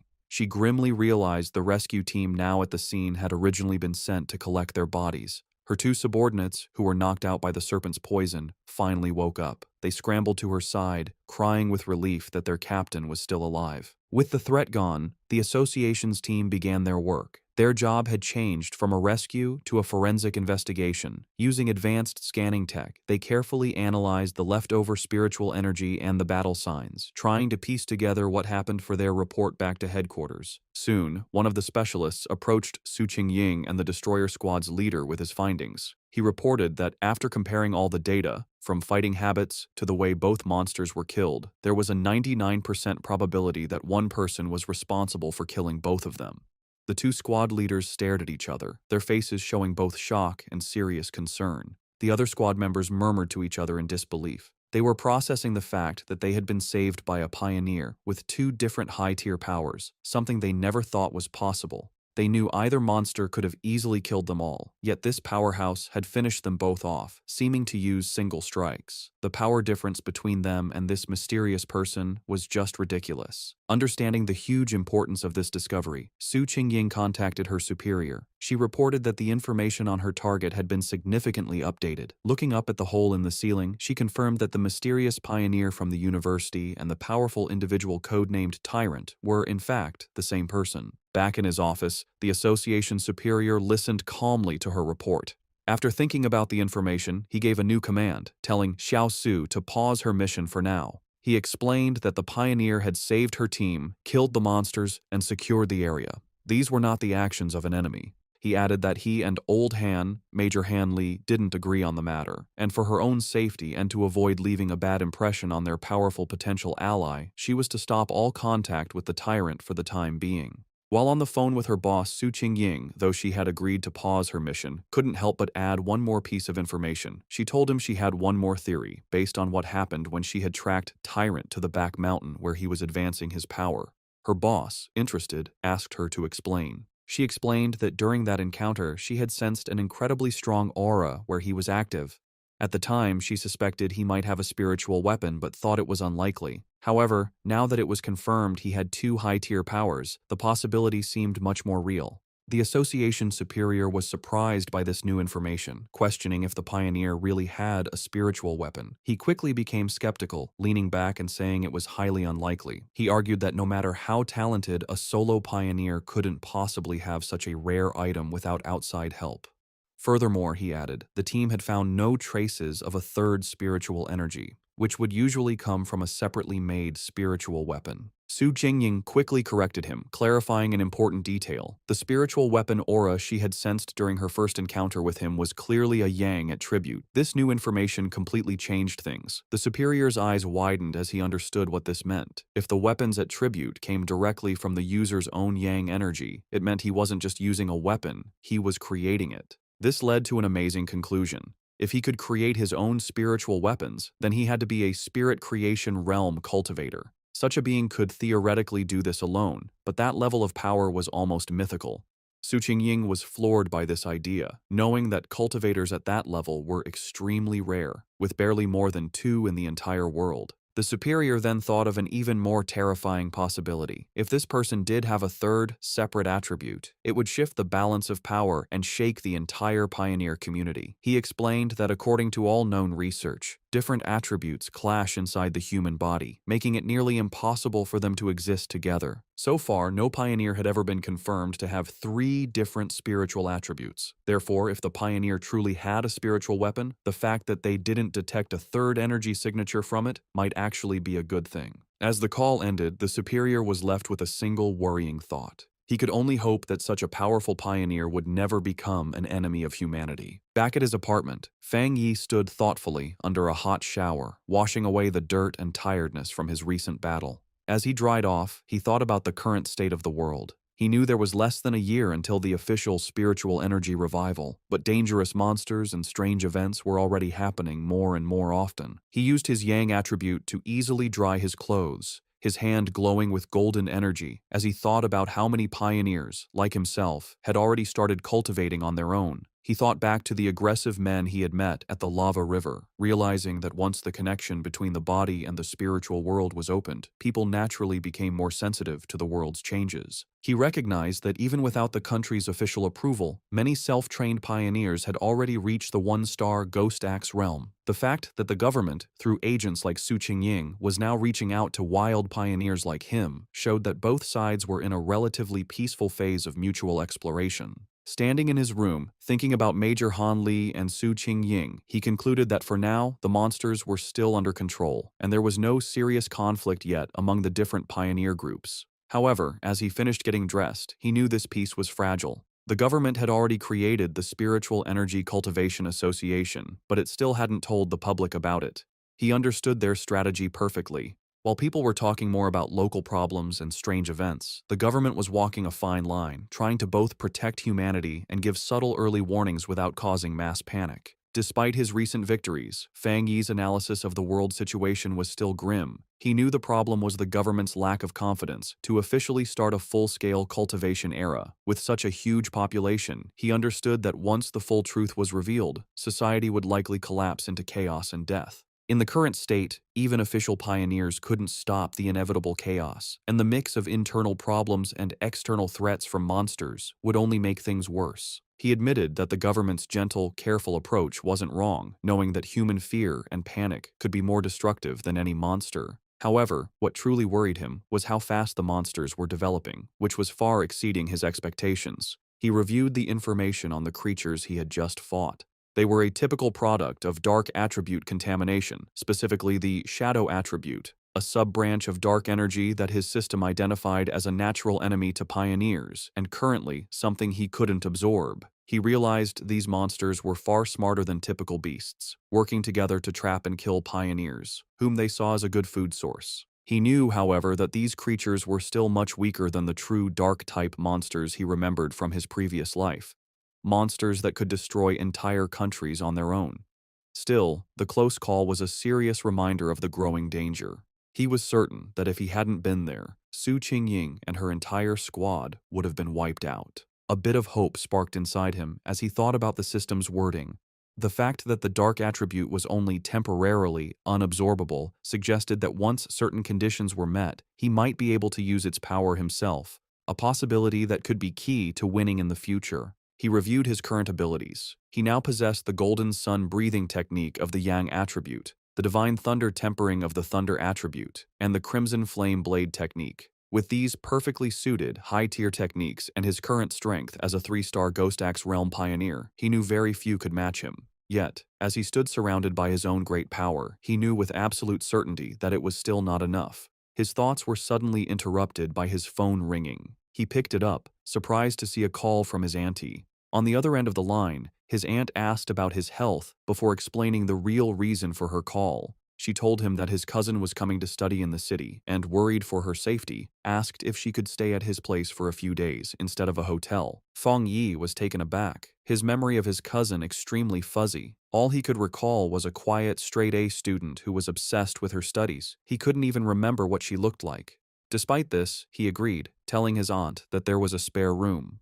When he asked when she would be arriving, his aunt simply replied that she would give the cousin his address and let her come over by herself. Elsewhere, in a dark room lit only by a computer monitor, a person with long, almost claw-like fingers typed quickly on a keyboard. The person, wearing a big hoodie with bare ears, was finishing a phone call with her mother. Her mother, who was Fang Yi's aunt, told her that she should arrive at her cousin's place by tomorrow afternoon and that she would bring some specialty snacks. The person politely ended the call, saying it was no trouble and that she had something else to do. On her screen was a chat window for a group called Spiritual Energy Revival, Martial Arts Vanguard Team. The user, Feng Heiju, had just announced her arrival in the city and her plans to stay at her cousin's place. After ending the call, she clicked her mouse, pulling up a new window. It was a rumor alert about an internet-famous town, now nicknamed Death Town, where 3 more people had vanished in relation to a pork beast challenge. A gruesome, blood-splattered image of the town was with the article. With glowing glasses reflecting the screen, Feng Heiju identified the location as Yanghuo Town, her interest clearly sparked. Her browsing was interrupted when her mother entered the room, asking if she had finished packing. Feng Heiju told her mother that she was packed, but that she'd rather stay in a hotel than bother her cousin. Her mother insisted, saying it was much safer than staying alone and that she trusted the cousin completely. Gently pushing her daughter out the door, her mother gave her some final advice. Be sure not to cause trouble and help out around the house when she could. Feng Heiju reassured her mother that she understood. Once the door was closed, Feng Heiju let out a small sigh, preparing herself for the visit. She thought of it as just one more hurdle to overcome. Adjusting her glasses with a flash of determination, she resolved that no matter what her cousin was like, he couldn't possibly be more difficult to handle than a monster. The next day, under a bright blue sky, a young woman with long dark hair and glasses pulled a suitcase toward an apartment building. She checked her phone, confirming that the map had led her to the correct destination. Looking up at the building, she murmured to herself that this must be the place, ready to finally meet the cousin she barely remembered. As Lin Yi stood outside the apartment building, Fang Yi came out, carrying a bag. She called out, asking if he was her cousin. He stopped, surprised, and asked if she was Lin Yi to confirm, though he admitted to himself that he didn't recognize her at all. An awkward silence hung between them for a moment. Later, inside the apartment, they sat on the couch, making polite conversation. Fang Yi asked if she was in the city for a summer camp, which she confirmed. He told her to let him know if she needed anything, and she thanked him. After their brief chat, he gave her the key to her room, which was across from his, before going to his own room. As she watched him leave, she felt relieved, thinking her cousin seemed easy to get along with and wouldn't get in her business. However, Fang Yi was not clueless. From the moment she sat down, he had sensed a faint but strange spiritual aura from her. He wondered if his senses were off, or if she just wasn't good enough to hide her power. He immediately suspected that she was also a pioneer. The aura he felt was faint but clear, and he realized her story about a summer camp was probably a cover for her real reason for being in the city. Meanwhile, in her room, Lin Yi was on her phone, confirming Fang Yi's suspicions. She messaged her pioneer group, the Martial Arts Vanguard Team, saying her cousin seemed nice and wouldn't interfere. The chat turned to recent events, with members talking about the powerful pioneer at the lava river. Lin Yi warned her team to be careful, as many powerful people were still hiding. After agreeing to wait for her signal, she logged off. She decided it was best not to do any cultivation for now, worried her cousin might discover her secret. 3 days passed. Fang Yi soon found that living with his cousin was making his cultivation difficult. His meditations could be interrupted at any time, like when she came out of the bathroom wrapped only in a towel. He also worried that the bright golden aura from his breathing technique was too obvious and would be impossible to hide. But the hardest part was her overwhelming kindness. One evening, she proudly gave him a delicious-looking dinner she had made. He tried to insist on doing the dishes, but she refused, saying it was the least she could do. He found her perfect politeness and extreme cleanliness almost strange. Despite the trouble, Fang Yi decided to go along with it. He thought that by letting her be overly helpful, he might get her to let her guard down. He knew this was the only way he could find out what she was really up to. Their quiet dinner was interrupted when her phone on the table began to vibrate. Both cousins glanced at the message, their expressions surprised for a moment. Fang Yi used the chance to excuse himself, saying he would go back to his room while she chatted. His cousin could only quietly reply as he left. Left alone, she stared thoughtfully after him for a moment before turning to her phone. Sitting on her bed, she took the call, her expression turning serious. She repeated the information she was getting, confirming that the great change of heaven and earth would happen again the next day at 3 in the afternoon, and she promised she would be there. Fang Yi easily overheard his cousin's phone conversation. She agreed to meet at the entrance of Yanghuo Town. He recognized the name as an internet-famous town in the suburbs, about an hour's drive away. With his suspicions confirmed, he watched her through the wall, his own spiritual energy flaring. He was now certain his cousin was also a pioneer. He was confident, however, that with her current strength, she wouldn't be able to sense him spying. He was impressed by her power. She was still just a middle school student, but she had already reached the 2-star Ghost Axe realm and was close to another breakthrough. He wondered if her high natural talent was the reason for her somewhat strange personality. He now understood her real purpose in the city. The summer camp was just an excuse. She had learned about the coming great change of heaven and earth, and had come to be at the center of it.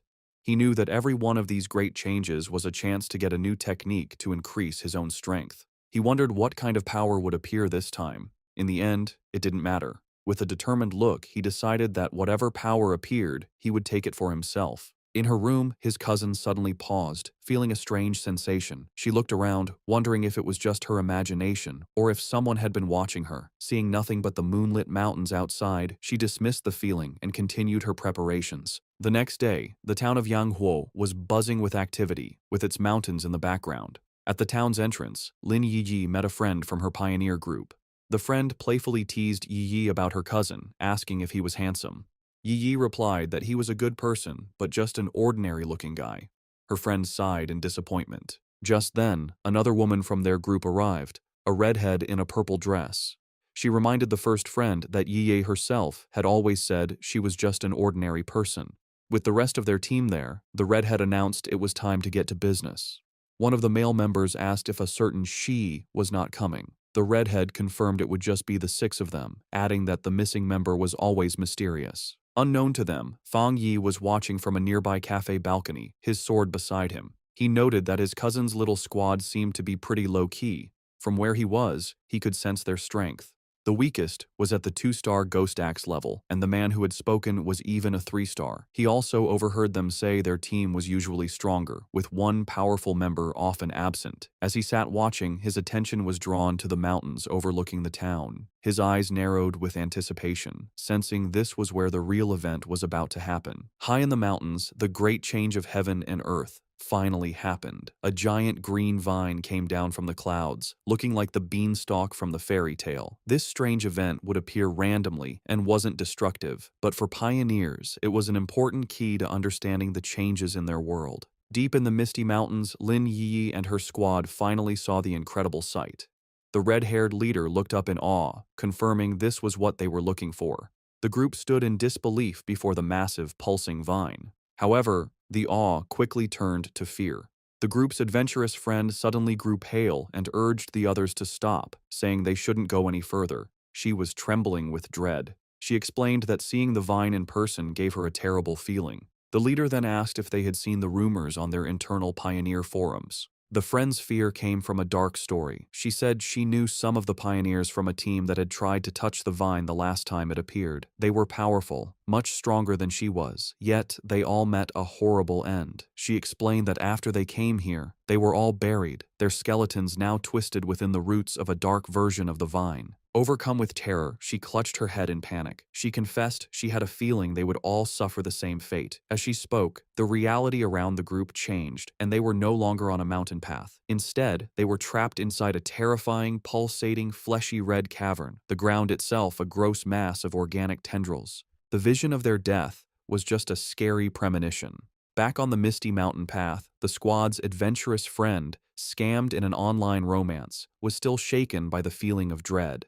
She admitted that while she was originally ready to take the pioneer's risk to either come back rich or die, the moment she saw the vine, she felt an overwhelming fear. Her gut told her this was a new, unknown, and powerful high-level monster, a mutation she couldn't handle. Tears filled her eyes as she said she wasn't ready to die here and wanted to back out. The red-haired leader and Lin Yi looked at their upset teammate with understanding.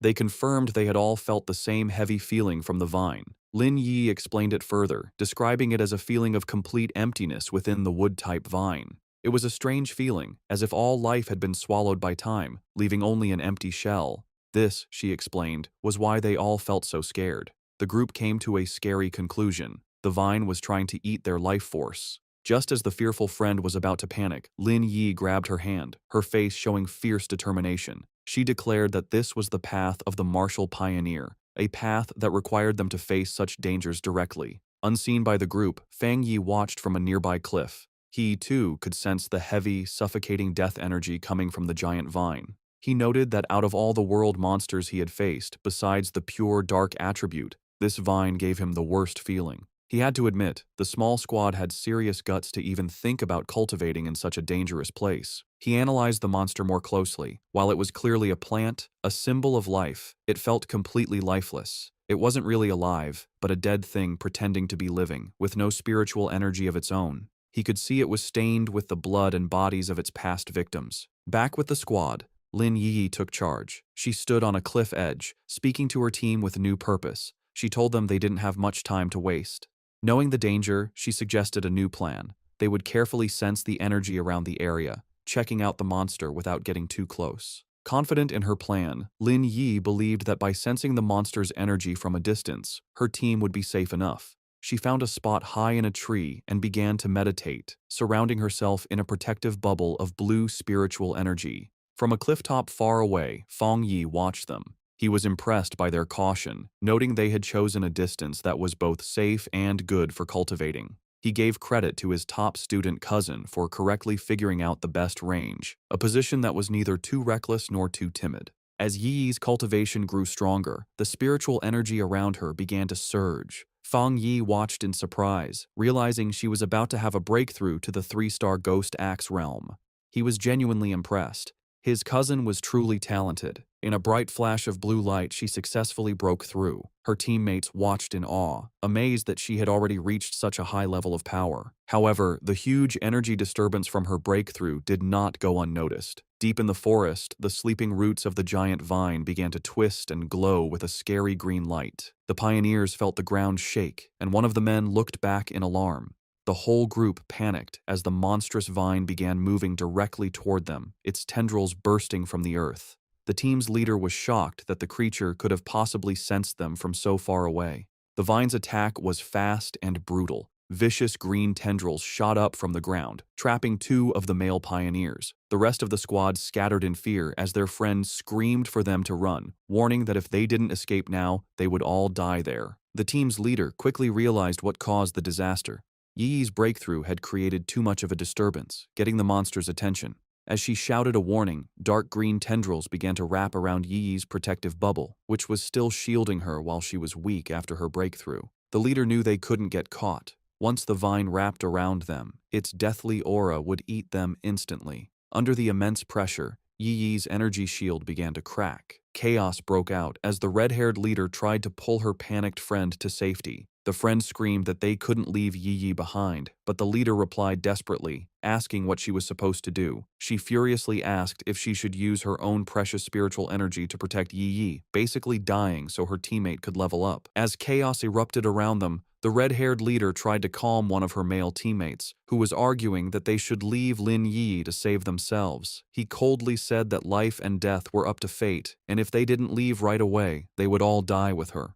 He reminded her that they were all just people who had met by chance, and that she was being too emotional. This cold, practical view, however, only made the leader angrier. She shoved him aside, shouting that she would not leave her teammate, even if it meant going against the rest of them. From his clifftop spot, Fang Yi watched the scene. He knew his cousin, still just a student, was probably unaware of how much danger she was in as she remained weak in her meditative state. The vine's power was overwhelming, and he wasn't sure if even he could save her with his current strength. But he knew he had to act fast, as the tendrils were already starting to crush her protective barrier. He clenched his fist, a golden aura flaring around him. He had made a promise to his aunt to take care of her, and a promise made must be kept. The red-haired leader jumped into action, leaping through the grabbing vines to reach Yi Yi. She landed a powerful kick against one of the tendrils, breaking it with the force of the hit. But her victory didn't last long. Dozens more vines shot out, wrapping around her and trapping her completely. Just as the vines were about to crush her, Yi Yi's protective shield finally broke. But before the monstrous plant could grab its new victims, Fang Yi stepped in. Leaping through the air, he sent out 2 arcs of bright golden energy from his sword. The rest of Yi Yi's squad could only watch in horror, screaming her name as they saw her shield break. A massive, fiery, phoenix-shaped blast of energy shot down from the sky, hitting the mass of vines with explosive force. Fang Yi landed gracefully in the now cleared area, a small pillar of golden flame rising from the ground where he stood, having saved both his cousin and her brave leader just in time. As Fang Yi floated in a bright aura of golden light, just his presence was enough to overwhelm the deathly vine. The surviving members of the pioneer squad watched in stunned silence as the monstrous plant, which had just been moments from killing them all, stopped its attack and began to pull back from the overwhelming yang energy. The tendrils pulled back from the intense light, hissing and dissolving as they retreated. As Fang Yi came down, surrounded in a radiant glow, the pioneers could only cover their eyes from the blinding light, barely able to understand what was happening. The practical male pioneer who had suggested leaving Yi Yi was completely shocked, questioning if this newcomer was another pioneer. The red-haired leader, just as stunned, recognized the power for what it was, the purest form of the yang attribute. She knew that only a high-tier power of this level could possibly push back such a powerful, life-draining monster. The male pioneer had a crisis of confidence. He had always thought of himself as extremely talented, having reached the 3-star Ghost Axe realm in a very short time, a feat few in the country could match. He knew that even the talented Lin Yi Yi's skill barely matched his own, and yet this mysterious stranger was on a completely different level. He looked down at his own hands, then up at the glowing figure on the clifftop, feeling completely insignificant. If pioneers like that existed, he wondered, then what were they? The newcomer hadn't just beaten him, he had beaten all of them with his pure, overwhelming power. As Fang Yi stood bathed in the golden light of his power, his system activated. It had detected the extreme wood attribute from the deathly vine and had started the auto-writing process, quickly finishing a new technique. The system window then showed the details of his new ability. Endless Vitality, a technique that could instantly absorb all nearby life force to quickly heal injuries. As the power of the vine flowed into him, he was surrounded in a surge of green, life-giving energy. He was amazed at the incredible wood attribute technique he had just gotten, realizing that as long as there was life nearby, he now had what was basically a non-stop energy-absorbing engine. As Fang Yi absorbed the last of the anomaly's power, his system successfully extracted the vine's main attribute. A notification confirmed it. Extracted attribute, Desolation. The system described its scary power, the ability to instantly create a desolate aura that would destroy all surrounding life. Fang Yi stood calmly in the swirling green energy, fully taking in the new power. When he opened his eyes, they glowed with the same vibrant green as the desolate vine. He stood in the now lifeless clearing, a faint green aura around him. He now understood why the vine could only grow in such a dangerous, remote place. If it grew anywhere else, it would drain every bit of life for miles around.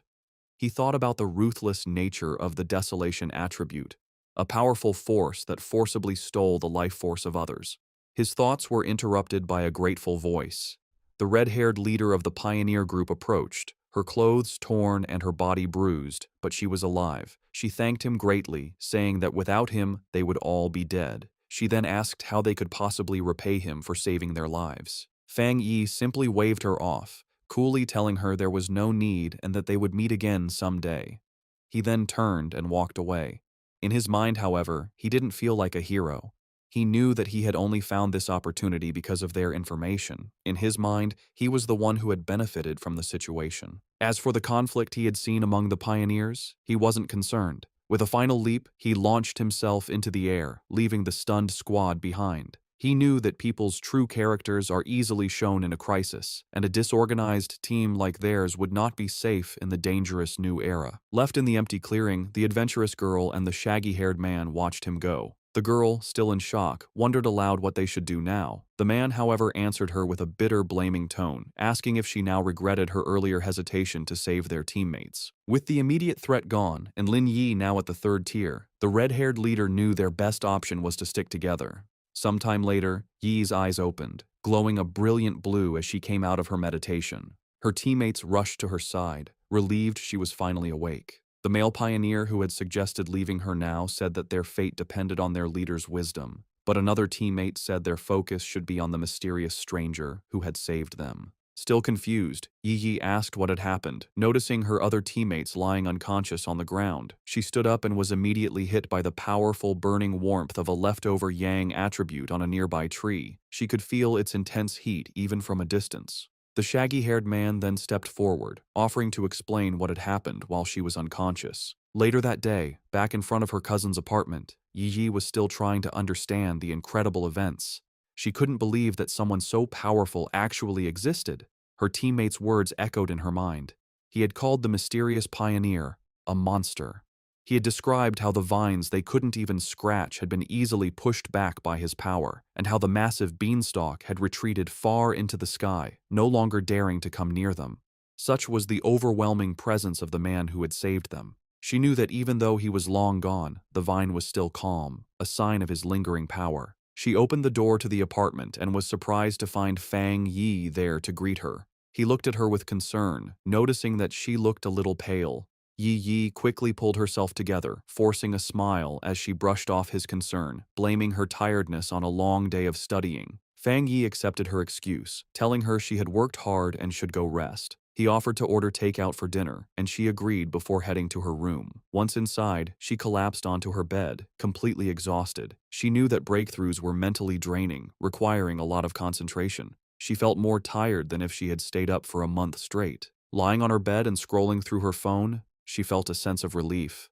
She was no longer an ordinary person. She wouldn't die from a few all-nighters. She accepted that this constant, life-threatening struggle was the fate of a pioneer in a world where things had begun to change. She thought of her cousin's seemingly normal, peaceful life and knew that such a life was no longer possible for her. Her quiet thoughts were interrupted by a new message in her Pioneer group chat. It was from a user named Jiaolan, the mysterious, powerful member who was usually absent. Jiaolan had sent a simple, direct message. "If there are any more traces of that strong man, please inform me." This was the first time Jiaolan had ever spoken in the group, and it immediately got Yi's attention. She replied, agreeing to the request, before asking her own question to the group. She asked if they thought the man who had saved them could be the same one from the Dark River Lava Dragon incident, and if so, why he would have helped them. The group chat immediately lit up with a post about the mysterious high-tier Yang attribute master. The post described his sun-splitting slash in great detail, telling how the witness had been forced out of the cave by a blast of white-hot light. The author of the post declared with total certainty that no other pioneer in the Xia country could match his power, and warned everyone to stay away if they ever met him. Meanwhile, Fang Yi was heading out for the evening on his bicycle. He was confident that after the day's events, his cousin would have let her guard down around him, letting him come and go without making her suspicious. With his new freedom, he had a new mission in mind. It was time to find a suitable carrier for his new desolation attribute. He knew that this power was most compatible with plants, and he pedaled off into the night to begin his search. As he rode through the night, Fang Yi thought about the best way to use his newly acquired desolation attribute. He knew that despite its power, it was still a bad attribute at its core, based on destruction and decay. He worried that putting it on his own body could lead to bad reactions. Furthermore, he was concerned that its evil nature might conflict with the good, purifying power of his thunder attribute. He decided that the best solution would be to find a carrier for the attribute, something like the strange vine itself. He guessed that the original vine monster had been born when a regular plant sensed the return of rich spiritual energy and chose to evolve, creating the desolation attribute as a way to gather more power. With this in mind, a plan began to form in his mind. With a confident smirk, he knew exactly where he needed to go. He followed a moonlit road, guided by a sign pointing toward the forest park. He arrived at the large urban park and left his bike, going into the woods. Under the bright full moon, he walked through a field of vibrant, glowing flowers. He knew he needed to find the perfect lucky one, a plant that could create the greatest connection with his own spiritual energy and show a sense of closeness to him. Closing his eyes, he focused, reaching out with his own spiritual energy. A vibrant green aura flowed from him, spreading throughout the forest and covering the plants. He could feel a response from the plants, a wave of their own spiritual energy rising up to meet his. He noted that while their response was a lot, it still wasn't strong enough for what he needed. As Fang Yi continued to send out his spiritual energy, he realized he needed a much stronger response from the plants around him. Suddenly, he stopped, his attention drawn to a specific spot in the forest. There, in the tall grass, a single white flower with a glowing center gently swayed, as if calling to him. He wondered if this was the one he had been searching for. He approached it carefully and reached out his finger. As his fingertip touched it, the flower's petals closed around it, and he could feel it absorbing the spiritual energy he was giving off.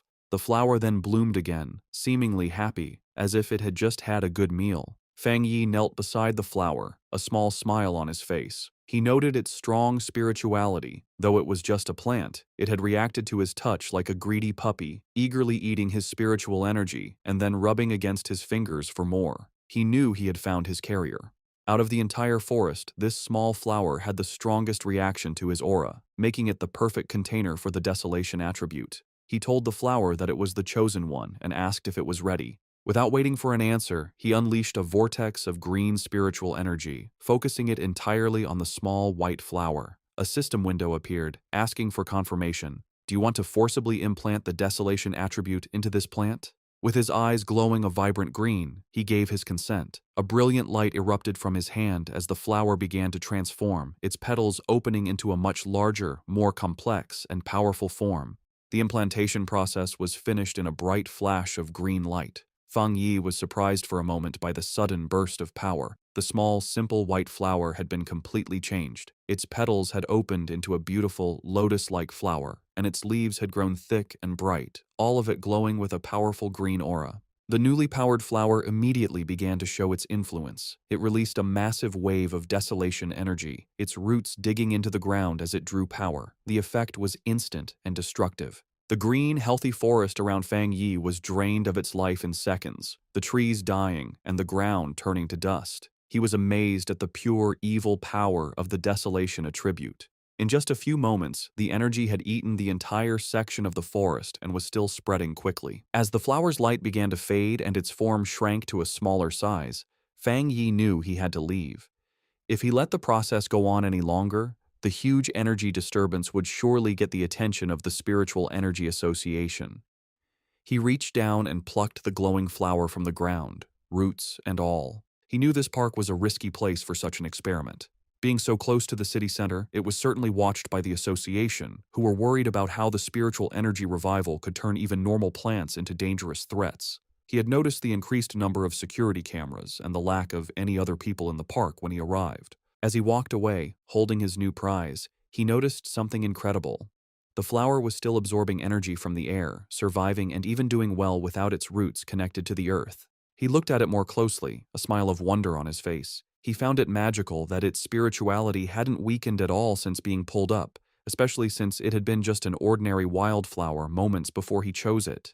This led him to a deep conclusion. By giving the desolation attribute to the plant, he had unlocked its evolutionary potential, setting it on a path to becoming something far greater than it was ever meant to be. Just as Fang Yi was about to leave the park, a loud alarm blared through the forest, its red light flashing. A loud robotic voice gave a serious warning. Abnormal value exceeded. Fang Yi immediately realized that even though he tried to be quick, he had still set off the park's monitoring system. With no time to waste, he grabbed his newly acquired desolation flower and quickly left. Miles away, in a high-tech control room labeled Spiritual Energy Revival Plant Research Department, the same alarms blared. Technicians scrambled, shouting that the anomaly value was going crazy and demanding to know what was happening. An order was quickly given. All staff were to put on their protective bracelets, enter the park, and immediately block off the area, stopping anyone from entering or leaving. A team in full protective gear entered the now lifeless section of the forest. One member checked the reading on his wrist device, which showed a dangerously high value of 30. He noted that this was terrifyingly high. For comparison, the incident at Qingcheng University had only ranged between 8 and 10, and even the powerful Dark River Lava Dragon had peaked at 25.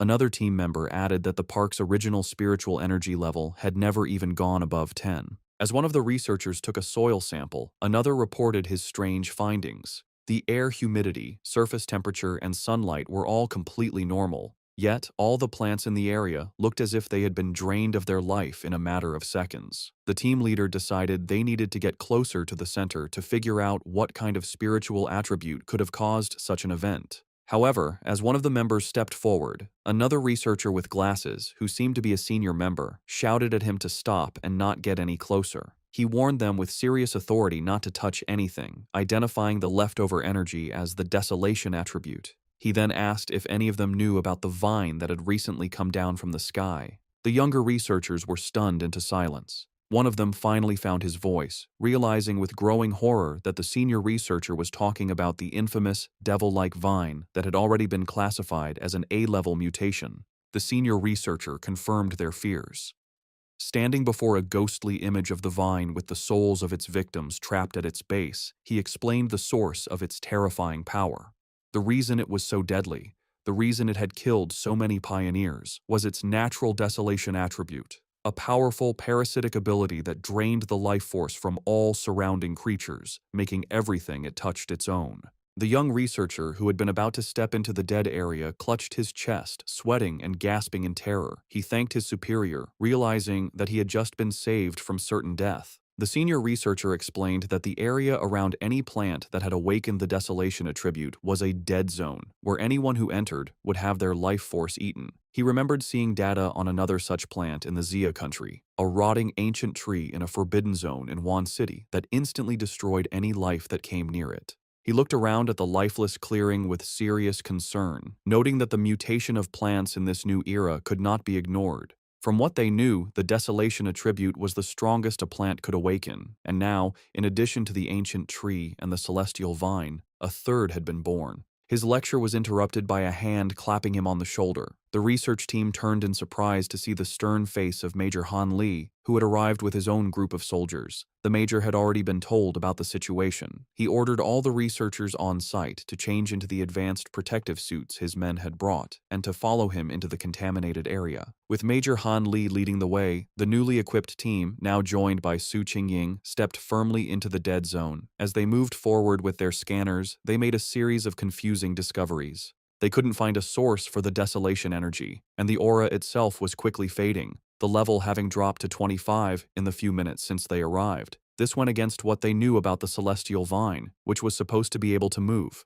Major Han Li turned to Su Qingying, suggesting they investigate the area more closely. She agreed, her expression serious. As Major Han Li and Su Qingying began their investigation, two members of the team with glowing blue auras started tracing the flow of the leftover spiritual energy. The energy trails led them from the outer edges of the dead zone back to a single starting point. As they got closer, they stopped, their faces filled with shock. The Major and Su Qingying realized the horrifying truth at the same time. The source of the desolation energy had been dug up and taken away. A researcher in a protective suit couldn't believe what he was hearing, questioning how such a thing was even possible. Major Han Li knew that if someone truly had the power to enter a desolation dead zone and steal its source, their identity was extremely important. Su Qingying, however, had another theory. She showed a glowing data pad to the Major, explaining that after running a big data analysis, they had found a person whose movements matched both this incident and another recent mutation. The file on the screen showed a picture of Fang Yi, his name clearly visible. Just then, Major Li told Su Qingying that he would send her all of Fang Yi's information, confirming that he was highly likely the same pioneer she had been in contact with. With that, he tipped his hat, saying the rest was up to her association to handle. Left alone in the desolate woods, Su Qingying held the datapad, her expression one of grim understanding. 2 hours later, back in his apartment, Fang Yi carefully placed his new desolation flower into a small pot. He smiled, thinking that this was his first time raising a flower. He affectionately named it the obedient little white flower, and told it that since it now had the desolation attribute, it would cultivate on its own and become a powerful helper for him. He knew its special, life-draining powers would be a great help in battle, and its simple appearance would be the perfect camouflage, easily hidden from his cousin. As he gently touched a petal, he thought that in the dangerous new world, raw power was only part of the equation. The real key to victory was having more secret weapons. Fang Yi's quiet evening was interrupted by his phone buzzing on the table. He picked it up, surprised to see the caller ID, Old Wang. He immediately recognized the name as his childhood friend, Wang Liang, whom he hadn't seen in the 3 years since he'd left to join the army.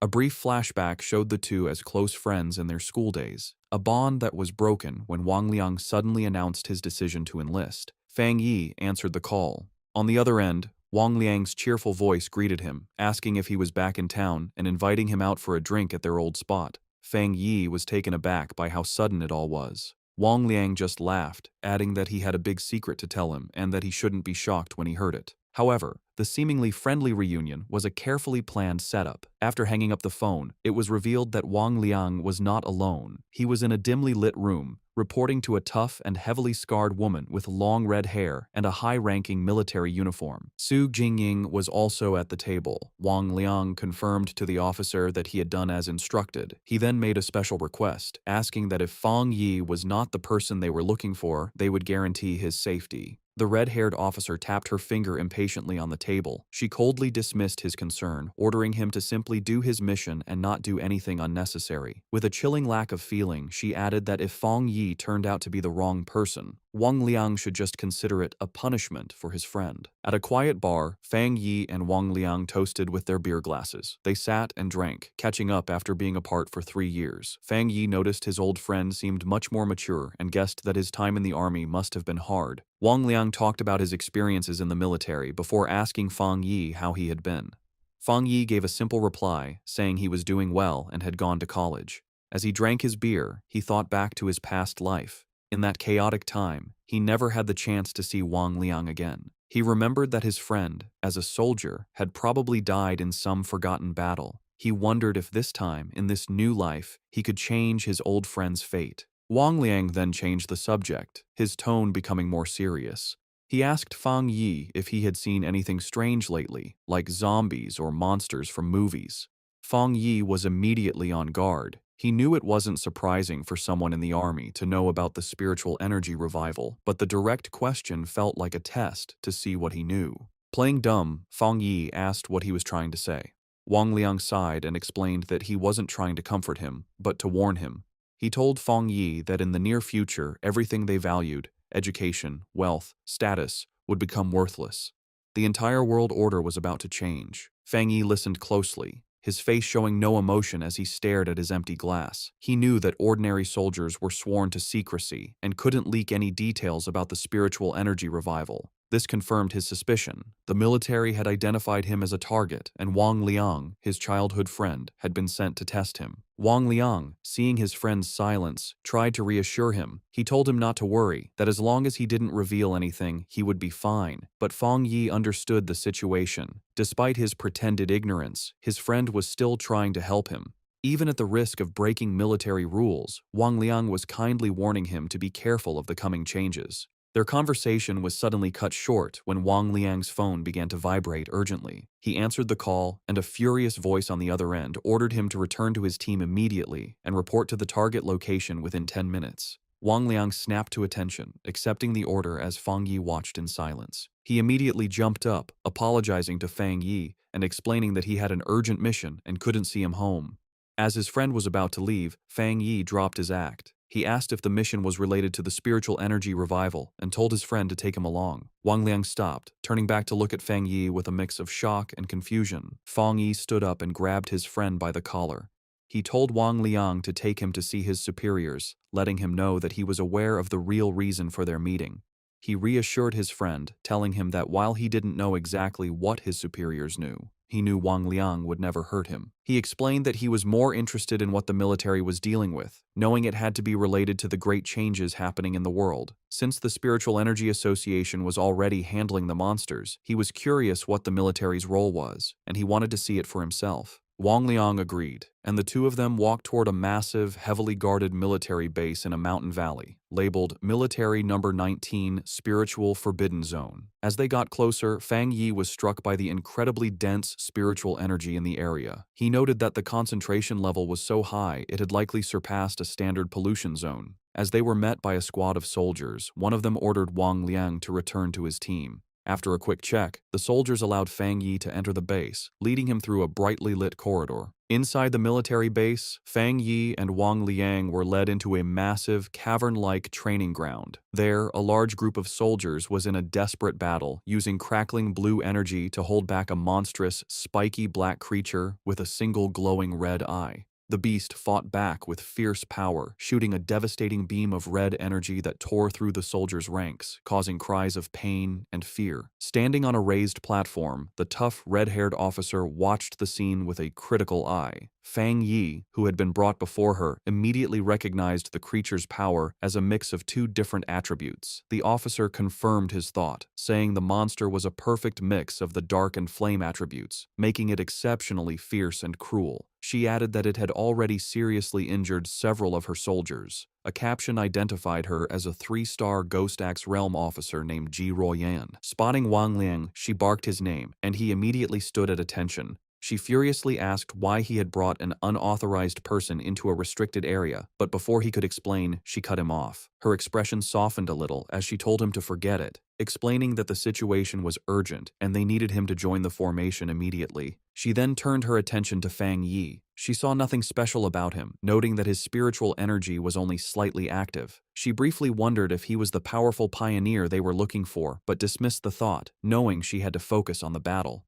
She gave him a stern warning. Since he was Wang Liang's friend, she wouldn't say much, but he was in a restricted area, and his life was now his own responsibility. He was also sworn to secrecy about anything he saw. Fang Yi simply replied that he understood. With that done, Ji Royan took command. She picked up a massive energy cannon and shouted the names of 2 of her soldiers. The 2 men immediately jumped into action, their bodies covered in blue energy as they fought the monster up close. Ji Royan then aimed her cannon and fired a massive blast of pure energy at the creature. The attack hit the monster head-on, creating a huge explosion, but the creature was far from beaten. It let out an angry roar as its shadowy form began to pulse with a terrifying red light, its fanged mouth growing larger and more threatening. It was clear that the attack had only made it angrier, causing its mutation to get worse. The enraged monster lashed out with its massive claws, and one soldier shouted a warning to his comrade. The other soldier managed to block the attack, but the force of the blow sent him flying backward. Ji Royan immediately took charge, ordering her team not to be careless and to keep their distance. She knew they had to finish the creature off before it could complete its evolution. Watching from the side, Fang Yi was impressed by the soldiers' performance. He saw a well-trained team of comrades who trusted each other completely, with incredible discipline and coordination. He knew that every person was essential, and that when they worked together, they could unleash a power far greater than their individual strengths. This thought, however, was immediately broken when he realized the monster's power was increasing at a scary rate. He shouted at them to run, warning them that they were no match for the creature in its current state. But his warning was lost in the chaos. The monster shot out a massive blast of dark purple energy, sending the soldiers flying. Ji Royan refused to back down. She ordered her team to raise their alert level and upgrade the restricted area's mutation level. With a furious roar, she commanded that no one was to retreat. It was too late. The monster's transformation was complete. It now stood as a huge, demonic beast, covered in black and red flames, its eyes glowing with pure evil. One of the soldiers shouted a terrified warning. The evil dog had fully mixed with the dark attribute and completed its mutation. The creature's single eye, now a burning red orb, focused on a new target. It fixed its gaze on Wang Liang, who could only stare back, frozen in terror. As the monster prepared to strike, Ji Royan and Fang Yi both reacted in horror, realizing with a jolt that Wang Liang was in mortal danger. Just as the monster completed its evolution, lunging forward in a blast of power, a soldier was violently thrown backward by a surge of energy. Ji Royan immediately shouted for her team's attention, announcing that the C-level evil dog had fully mutated and was now reclassified as a B-level threat, requiring an immediate change in their battle plan. The soldier who had been thrown to the ground coughed up a spray of blood. Fang Yi rushed to his side, catching him and asking if he was all right. The injured soldier explained that he had been trying to send spiritual energy to the monster's restraining collar, but the creature's evolution had caused the device to violently explode. Despite coughing up a black, thick liquid, the soldier tried to be brave, telling Fang Yi not to worry about the officers of Restricted Area 19. Fang Yi could only look on with a grim, angry expression. Realizing her normal weapons were now useless, Ji Royan dropped her heavy energy cannon to the ground. She stood before her remaining troops, her determination unshaken. She gave a final, desperate order. No matter what they had to do, even if it cost them their very lives, they could not let this B-level mutation escape the restricted zone. But just as she and her team were about to make their last stand, Fang Yi stepped directly in front of her, blocking her path. Ji Royan demanded to know what he thought he was doing, but he ignored her. His eyes and hand began to glow with a brilliant blue light as arcs of raw lightning crackled around him, a clear sign that he was about to join the battle himself. Surrounded by crackling blue lightning, Fang Yi mocked the monstrous creature, his eyes glowing with power as he questioned how tough it was. He then charged toward the mutated beast, his arm a bolt of bright blue energy aimed right at the creature's head. The impact was huge, as a massive explosion of divine thunder erupted when he hit it, completely overwhelming the monster. The sheer force of the attack created a powerful shockwave that sent the nearby soldiers flying backward. One of the soldiers, stunned, said he couldn't believe it, realizing this was the same B-level monster that even their commander, Ji Royan, couldn't beat alone. Wang Liang, just as shocked, turned to Ji Royan and asked if his friend was really who they thought he was. With a serious look, she confirmed that none of them were wrong. She declared that he was, without a doubt, the pioneer known as the Tyrant. Fang Yi stood calmly before the beast, which was still on fire but clearly hurt by the lightning. Seeing it wasn't completely beaten, he noted that he would have to finish the job. He then told Ji Royan and Wang Liang to stand back for their own safety. Ji Royan watched him, thinking about how her whole squad needed a complex formation just to face a B-level threat, yet he was getting ready to handle it all by himself. She wondered what kind of power he had. She had to admit that his was the most extreme form of the thunder attribute she had ever seen. She knew that even now, he was a top-tier pioneer in the entire country, and she began to wonder about his potential once the spiritual energy revival was fully underway. As Fang Yi raised his hand, gathering even more electrical energy, a shocked look appeared on Ji Royan's face. She looked up to see a massive storm of thunder energy forming in the sky above him, and she couldn't help but wonder just how scary his power would become as he continued to evolve.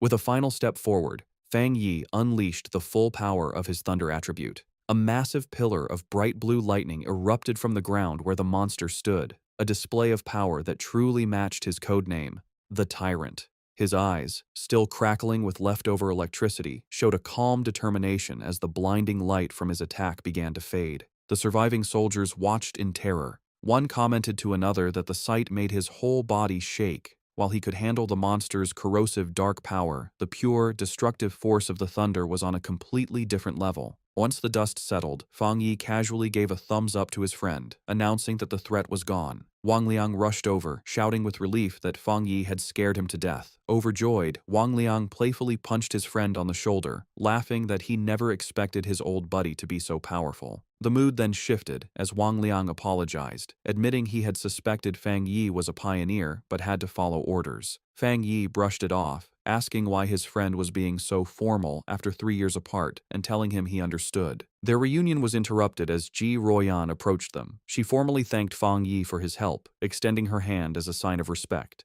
With a slight smile, Fang Yi accepted her thanks. He shook her hand, replying that it was no trouble and that he had mainly acted to save his friend. She then formally introduced herself as Ji Royan, the warden in charge of Forbidden Area 019. She explained that since he had saved the entire base, she needed to file a proper report and asked if he would be willing to leave his contact information. Fang Yi agreed without hesitation, while Wang Liang watched from the side, silently amazed at the strange experience of seeing his tough commanding officer act so respectfully toward his childhood friend. With the formalities done, Ji Royan made a direct and serious offer. She said that Fang Yi's strength was greater than many of the military's own special pioneers and formally invited him to join the army. However, she admitted that an invitation from a single base warden like herself was probably not enough to convince him. Inwardly, she was still trying to grasp the sheer scale of his power. What shocked her most was the realization that he was also a 3-star Ghost Axe realm cultivator, the same as her. Yet, his abilities had reached a level far beyond the known limits of that realm, making him a monster of incredible power. Fang Yi calmly asked Ji Royan if she truly meant that she felt she was not worthy of inviting him. With the weight of her superior's authority on her, she confirmed his words, saying there was nothing to deny. She explained that the order to involve him had come from High Command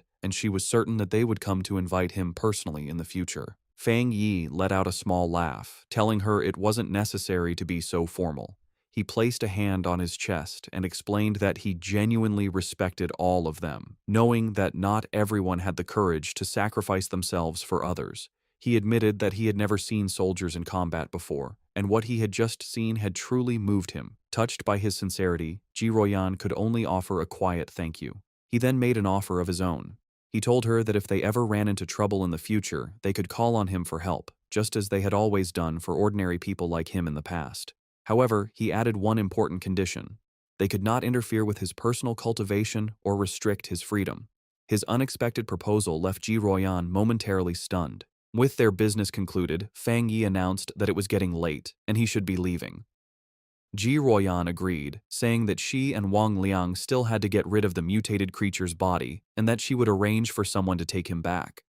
As he stood before the soldiers, Fang Yi finally understood the military's true purpose in this new era. He realized they stationed themselves in these dangerous, spiritually rich zones for two reasons: to use the energy for their own training, and more importantly, to act as a crucial line of defense between the ordinary world and the strange monsters that now threatened it. After he was gone, Ji Royan turned to Wang Liang and said that his friend could no longer be described with a simple word, like impressive. She knew that what they had seen that day was just a small part of his true strength. The fact that a pioneer could reach such a high level of power so quickly showed that he had an amazing level of insight. She concluded that he was a rare mix of luck, courage, and raw ability, all the things needed for greatness. Seeing his commander's deep respect for his friend, Wang Liang eagerly suggested that if she felt she wasn't the right person to recruit him, she should let him, as his childhood friend, take on the job. Ji Royan, however, quickly brought him back to reality with a sharp tap on the head, ordering him to stop talking and help her clean up. He could only agree as he was dragged off to work. Later that night, back at his apartment building, Fang Yi meditated on the roof, surrounded by a brilliant golden aura. He thought about his meeting with the military. He knew that while the trip had revealed his identity, he had only shown them his thunder attribute, keeping his other powers a secret. Based on their respectful attitude, he concluded that this was likely a good thing. He now understood that his rare thunder attribute was a perfect counter to the dark monsters the military was fighting, making him a very valuable asset. He knew they would try to recruit him, not threaten him, which would give him access to the fastest ways to get stronger and the most advanced information. The day's events had also made clear the different roles of the nation's two main pioneer forces. The military, represented by Ji Royan, were the Night Watchers, the hidden protectors of the nation. The Spiritual Energy Cultivation Association, with agents like Su Qingying, was in charge of handling the threats that slipped into the cities, protecting civilian life as much as possible. He understood the government's two-part strategy, using the forbidden zones to contain the biggest dangers while slowly releasing information to the public about the coming changes. This careful approach was buying valuable time, preventing society from collapsing into chaos. As he continued his meditation, a bright orb of golden energy pulsed in his core. He noted that despite absorbing the rich energy of the forbidden zone, he hadn't felt an immediate need to level up. However, the feeling quickly changed. Golden energy surged through him, and cracks of power spread across his face. Having spent even a short time in such a spiritually rich place had filled him to the brim. He recognized the signs immediately. He was on the verge of another breakthrough. Meanwhile, on the streets below, his cousin Lin Yi was walking home with groceries, wondering if he had returned yet. She thought that if he was home, she could have him try her cooking. Her casual thoughts were suddenly shattered when she looked up and saw a massive pillar of golden light erupting into the night sky from the direction of her apartment building. Her eyes widened in shock and alarm. A reflection of a flaming divine axe appeared in her eye as she recognized the powerful energy of a ghost axe realm advancement. But she immediately knew she was wrong. The sheer scale of the power, showing up as a massive, fiery divine axe in the sky, was far too terrifying for an ordinary breakthrough. She could only stare in disbelief, wondering if another powerful pioneer was making their move in the city. On the street below, Lin Yi stared at the sky in complete disbelief. She recognized the immense power of the Ghost Axe realm, but this was something else, a force so powerful it was changing reality itself. As a giant, divine hand made of pure golden energy formed in the clouds above, she realized the terrifying truth. This was the power of the legendary spirit creation realm. The realization that a pioneer of such incredible strength was living right next to her sent a wave of shock and fear through her. The massive energy surge did not go unnoticed. Miles away, in a high-tech command center, red alarms blared as technicians scrambled. An urgent warning flashed across their screens. The anomaly value had reached a catastrophic level of 99, its location pinpointed to the southeast of the city. An official and Su Qingying reacted with alarm. The official demanded to know what was happening, ordering all units to the target area. Su Qingying wondered how such a powerful anomaly could have gone undetected, noting that an energy reading of this size was powerful enough to destroy an entire city. Before a holographic map of the city, military leaders held a tense emergency meeting. They debated the two terrifying possibilities. Either a new, godlike spirit creation pioneer had just appeared, or the city was on the brink of a massive disaster. One grim-faced officer suggested it could very well be both. The situation escalated as the senior official frantically called headquarters, demanding they send all advanced equipment, short of large-scale weapons. His panic was cut short, however, when a subordinate burst into the room, breathlessly announcing that the alert had been cancelled. The anomaly had been identified not as a monster, but as a pioneer undergoing a promotion. Back on the rooftop, the blinding golden light faded as Fang Yi let out a quiet breath of relief. The breakthrough was complete. He casually noted that he had successfully reached the one-star spirit creation realm. Aside from his body feeling lighter and more agile, he didn't feel a significant difference in his raw power. His quiet moment was interrupted when his phone buzzed with a new message. It was from his friend, Wang Liang. The message was a warning. A new anomaly had appeared at Qingcheng University's playground. Internal military sources had confirmed it was a pollution zone, and more worryingly, it was the second time this specific anomaly had occurred. Fang Yi texted back, saying he knew about the previous heat anomaly. Wang Liang confirmed it was the same one, back again, and playfully warned Fang Yi not to tell anyone he was the source of the intel. After Fang Yi jokingly threatened to report him, Wang Liang's tone turned serious. He told Fang Yi that he was genuinely worried for his safety and urged him to be careful. Fang Yi put down his phone, his expression thoughtful. His friend's warning only confirmed his own strategy. This was exactly why he was so cautious in his dealings with both the military and the association. He knew that being too well known could bring unwanted trouble, which was why he had deliberately chosen to keep his powerful Yang Flame attribute and his Crimson Flame Blade technique a secret. They were his hidden aces. He typed a final reply to his friend, reassuring him not to worry. He would be careful, and he still had trump cards left to play. Lin Yi opened the apartment door, announcing that she was back. Seeing Fang Yi on the couch, she asked if he had eaten yet, offering him the bag of takeout she had brought. Distracted by his phone, he simply told her to leave it on the table and that he would get to it later. As she watched him, a worried and slightly frustrated expression crossed her face. In her mind, she thought about her cousin's character. She saw him as a perfectly good person, but with one major flaw, his laziness. He seemed content to just stay at home all day playing on his phone, not even bothering to go to college. She found it ironic that while she and her fellow pioneers were constantly busy, seeking opportunities and hiding their true identities, her cousin lived such a carefree, seemingly aimless life. Exhausted, she went to her room and collapsed onto her bed. She knew that news of the incredible spirit creation pioneer who had just appeared in their district would spread like wildfire. Feeling a sense of duty, she resolved that when the time came, she would protect her seemingly clueless cousin as a way of repaying him. Meanwhile, Fang Yi was not just playing on his phone. He was analyzing the news report from Wang Liang, which showed a massive, raging fire at the university playground. He noted that the first anomaly had been intense heat, and now it was a fire. He wondered if this was another form of the Yang attribute. The video showed the fire had started incredibly fast and was burning with terrifying intensity. Online comments from witnesses expressed shock, with some wondering if special forces were now being called in for simple fires.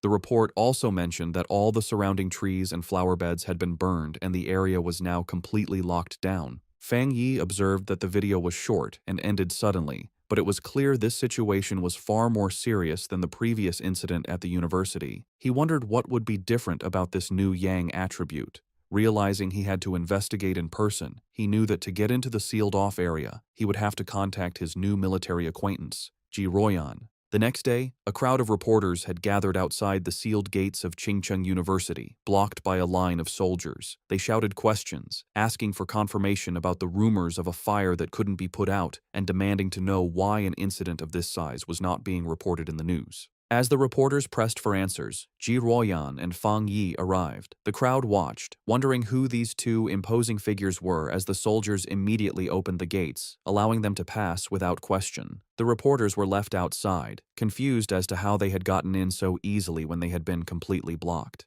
Inside the cordoned-off area, they looked out over the smoldering ruins of the university playground. Fang Yi remarked on the sheer destructive power, questioning if this was the sky fire he had heard about. Ji Ruoyan confirmed that was its official name. She explained its terrifying nature. It appeared without warning, was impossible to put out, and could only be left to burn itself out until everything it wanted was turned to ash. The name, she suggested, was quite fitting. With the initial look done, Ji Ruoyan told Fang Yi she needed to head to the principal's office and asked if he would wait for her. He told her to go on ahead, saying he would be fine there. Alone, Fang Yi walked along the edge of the destroyed area, which was now blocked off with yellow tape. He knelt and touched the scorched earth, analyzing the scene. He noted that the ground was already cold, and more importantly, there was no leftover spiritual power left from the sky fire. He realized with some disappointment that this meant he couldn't collect its attribute.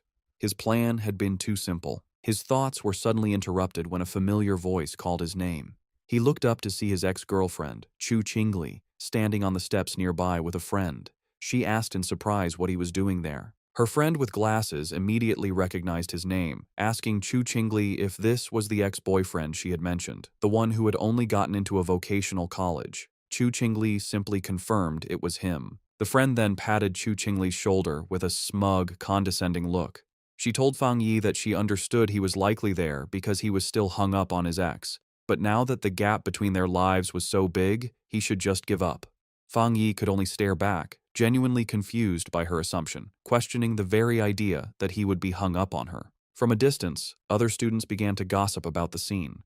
They wondered who the guy with the school beauty Chu Qingli was, guessing he must be another sad suitor. They noted he didn't look like a student from their university and complained about how security could have let an outsider in. Chu Qingli's friend with glasses stepped forward, aggressively confronting Fang Yi.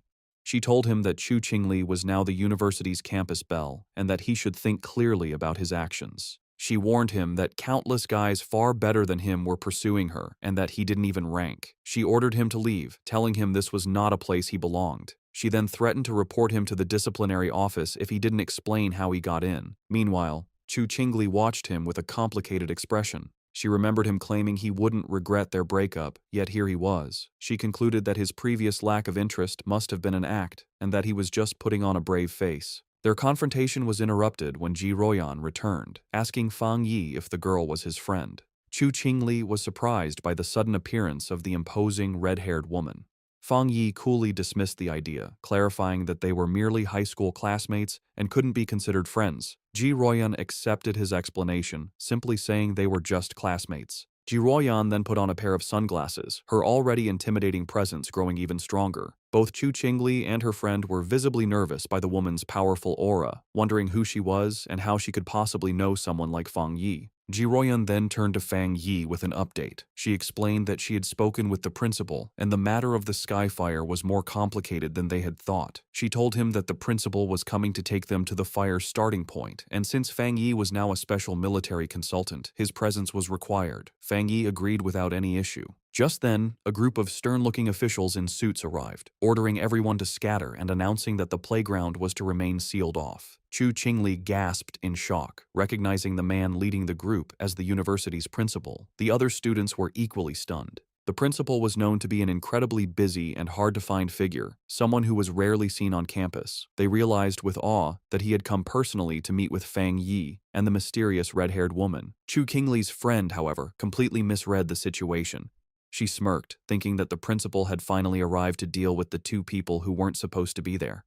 Chu Qingli, however, remained silent, a look of uncertainty on her face. To the absolute shock of Chu Qingli and her friend, the principal and his group did not approach Fang Yi and Ji Ruoyan as trespassers. Instead, the elderly principal walked directly up to Fang Yi and greeted him with a warm, respectful handshake. He addressed Fang Yi as the consultant introduced by Ji Ruoyan, explaining how worried he had been about the school's recent anomalies and the safety of the students. He expressed his immense relief that they had come to solve the situation. In an even more stunning display, the principal then bowed slightly to Fang Yi, formally putting him in charge of the entire playground matter. From where she stood, Chu Qingli could only watch, her eyes wide with total disbelief as her entire view of her ex-boyfriend was shattered in an instant. The principal's security then moved to secure the area, forming a human barrier and ordering all unrelated people to step back. As the crowd of students, including Chu Qingli, was pushed away, they buzzed with confusion, unable to understand why their respected principal was bowing to such a young man. Lost in the crowd, Chu Qingli listened as the students' opinions changed around her. They now guessed that Fang Yi must have some extraordinary special identity to deserve such treatment. Someone recalled that just moments ago, he had been dismissed as Chu Qingli's suitor or ex-boyfriend.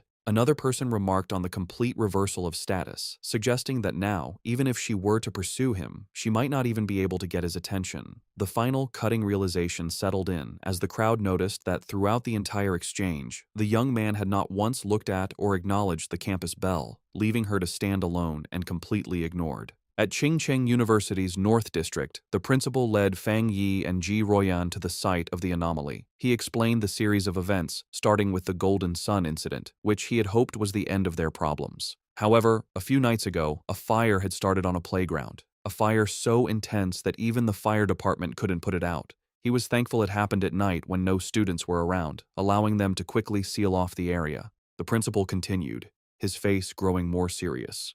While a single fire might have been a fluke, it was followed by fires on 2 more playgrounds.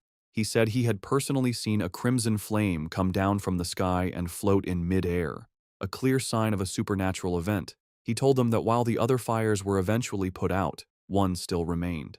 As they got closer to the final location, Fang Yi noted the sharp, choking smell of something burning. They arrived at a basketball court where a single hoop was on fire with a raging, eternal flame. The principal confirmed this was the starting point, the one fire that simply could not be put out. As they watched the anomaly, Ji Royan checked a device on her wrist, which showed a reading of 11. She explained to Fang Yi that it was a basic spiritual anomaly detector. She clarified that any reading over 10 was considered a disaster for ordinary people, requiring a complete lockdown. Suddenly, the device began to flash and beep wildly, the reading shooting up to 60.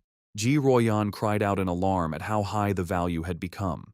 Panicked, she warned the principal that if the energy kept rising, it wouldn't just affect the university, but the entire city. She declared they needed to immediately send an elite squad of pioneers to contain the threat. Before they could act on the plan, however, Fang Yi took matters into his own hands. Without a word, he leaped over the chain-link fence, ignoring the no-entry sign and heading directly into the fire. He was instantly covered by the intense flames, as Ji Royan and the principal watched in shock. At that exact moment, the reading on Ji Royan's device jumped again, now showing an incredible 110. She shouted that the anomaly had just been upgraded to S level. The principal, panicked, asked what they were supposed to do now that Fang Yi was inside. Ji Royan could only stare into the fire, questioning his recklessness and muttering that even the strongest soldier from the Forbidden Zone wouldn't dare to enter such a dangerous area alone. Inside the fire, however, Fang Yi stood completely unharmed, his silhouette calm against the raging flames. He knew that just as his Yang attribute had protected him from the divine thunder, it could also shield him from this sky fire. But he quickly found a major problem. While his power was protecting him, it also stopped him from touching the source flame itself, which meant he couldn't activate his system's ability to create a new technique. Realizing his protective aura was both a help and a hindrance, Fang Yi knew he had to get to the source flame. He watched as the fire wrapped around the basketball hoop like a great fiery dragon, understanding that he needed to get to its heart.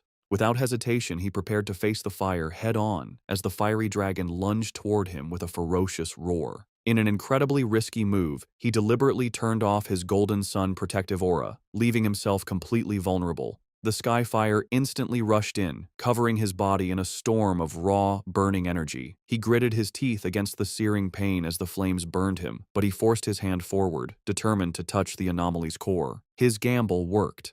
The moment his hand touched the source, his system activated, confirming it had detected the strong fluctuation of the Skyfire attribute. Despite the pain, a determined grin spread across his face. He was amazed at the Skyfire's power, noting its will was even stronger than the Desolation attribute he had recently gotten. With fierce determination, he declared that he would absorb this power no matter the cost. The system began its final calculation, successfully compiling the new data. With a triumphant smirk, he knew he had succeeded. A new system window appeared, announcing his reward. He had obtained the Skyfire attribute technique, the Nine Dragons Skyfire sealing art, a power designed to eliminate evil and seal all demons. As he mastered the new ability, the once wild flames became extensions of his will, wrapping around his arm like a tame dragon. The system confirmed that the compiled technique was now unlocked and ready for immediate use. As he focused his will, he began the final process of extracting the Skyfire attribute itself, absorbing its essence directly into his being. His eyes began to glow with a burning red light as fiery markings appeared on his face, a physical sign of his new power. With his hands clasped in a seal and his eyes burning with red energy, he prepared to unleash his newfound ability, calling out the name of the Nine Dragons Skyfire sealing art. As Fang Yi unleashed his new power, massive, glowing red chains erupted from his back, lashing out into the fire. Outside the fence, Ji Royan and the principal watched in awe.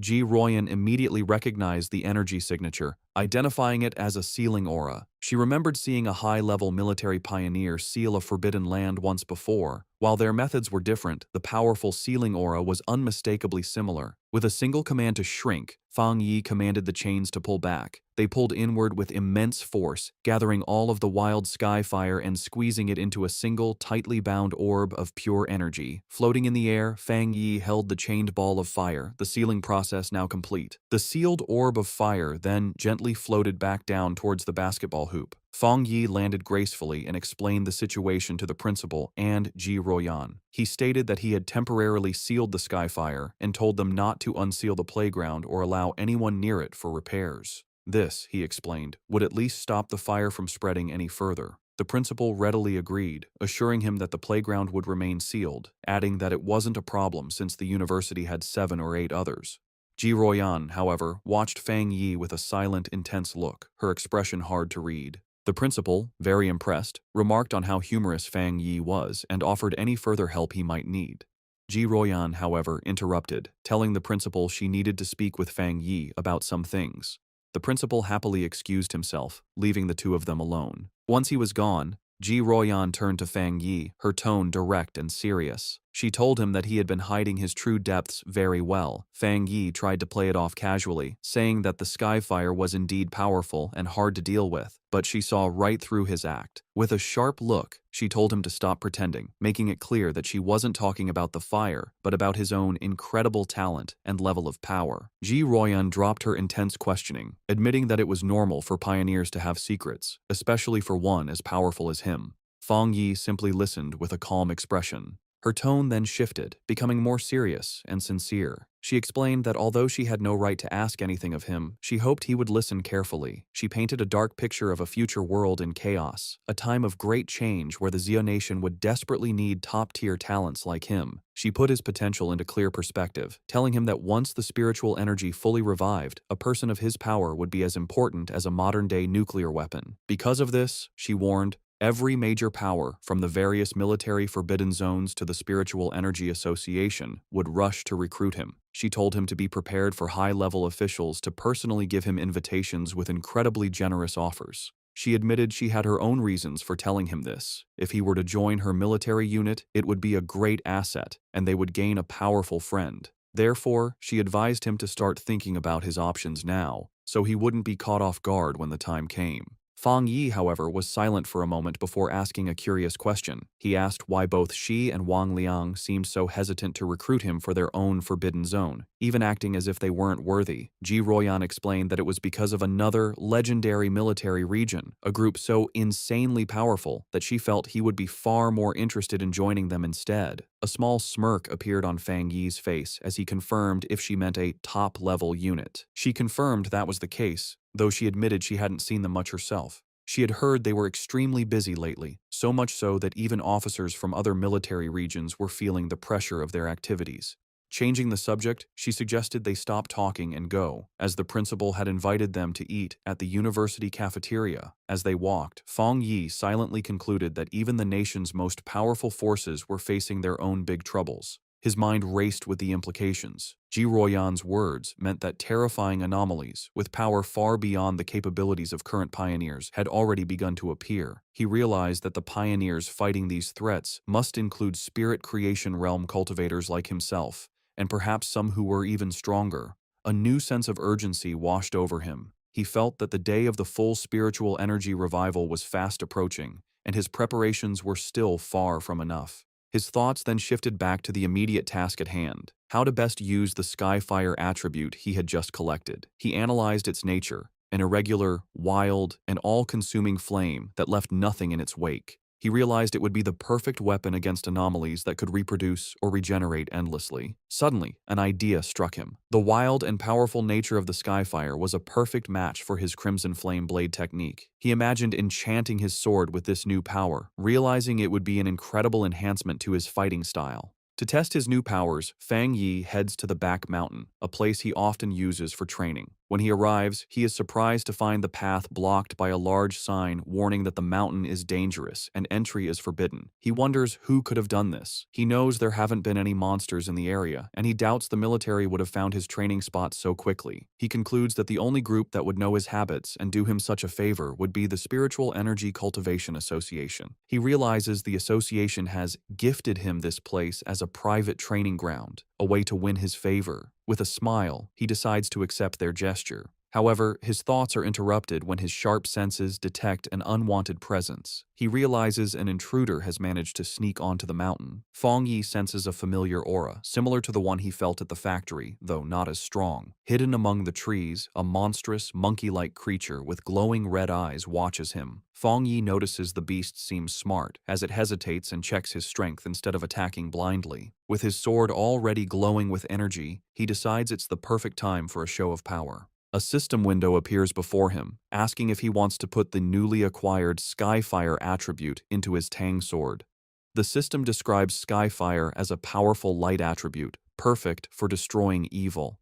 With a fiery determination in his eyes, Fang Yi accepts. Immediately, his sword erupts in a column of endless, crackling flames. With an excited smirk, he looks forward to combining the endless power of Skyfire with his Crimson Flame blade technique. He decides the mutant creature will be his first test subject. Fang Yi unleashes a massive firestorm on the monster. The creature is taken by surprise, its eyes widening in terror before it is completely covered by the storm of flames, screeching in pain. Standing in the middle of the flames he created, Fang Yi checks his new ability. He realizes the energy of his attack is now double, or even triple, what it was before, and most importantly, the flames do not harm him. He touches the blade of his sword, still covered in fire, and notes that it feels cool.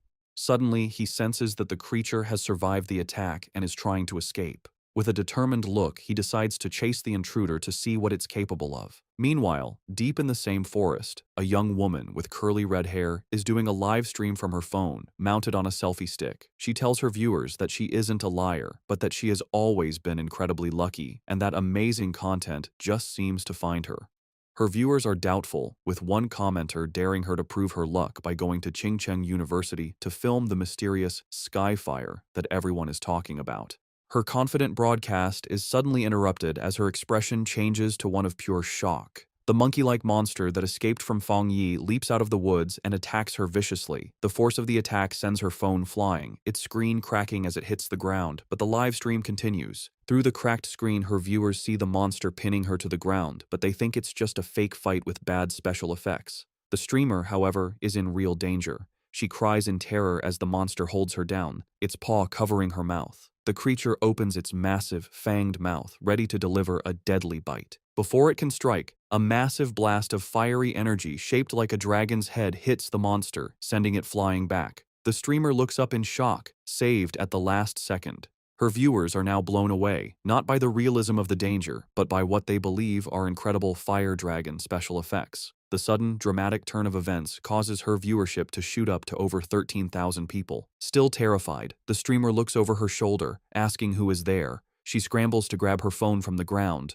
Getting to her feet, she aims the camera at the source of the attack, She stands before a raging fire and shouts to her audience that she has captured it on film, that there is a person standing inside the fire. Her camera captures the silhouette of Fang Yi standing completely unharmed within the flames. In her terrified and amazed mind, she concludes that she has just been rescued by a true immortal. The video of Fang Yi's rescue of the live streamer, Malala, instantly goes viral. It becomes the top trending topic online, with over 13.5 million views. The headlines are dramatic, calling him a mysterious man of skyfire, the king of flames, and an immortal come down to earth to save the world. In an office, Chu Qingli's friend excitedly calls her over to look at the video on her computer screen. She is thrilled, telling Chu Qingli that this proves powerful cultivators are real and that the skyfire at the university was no fake. Chu Qingli, however, is dismissive, telling her friend not to believe such things and that it's all just acting and special effects. But as she looks closer at the screen, her doubtful expression freezes into one of shock and recognition. Her friend, not noticing her reaction, points excitedly at the screen, triumphantly saying she was right and commenting on how handsome the man in the video is, before noticing her friend's stunned silence.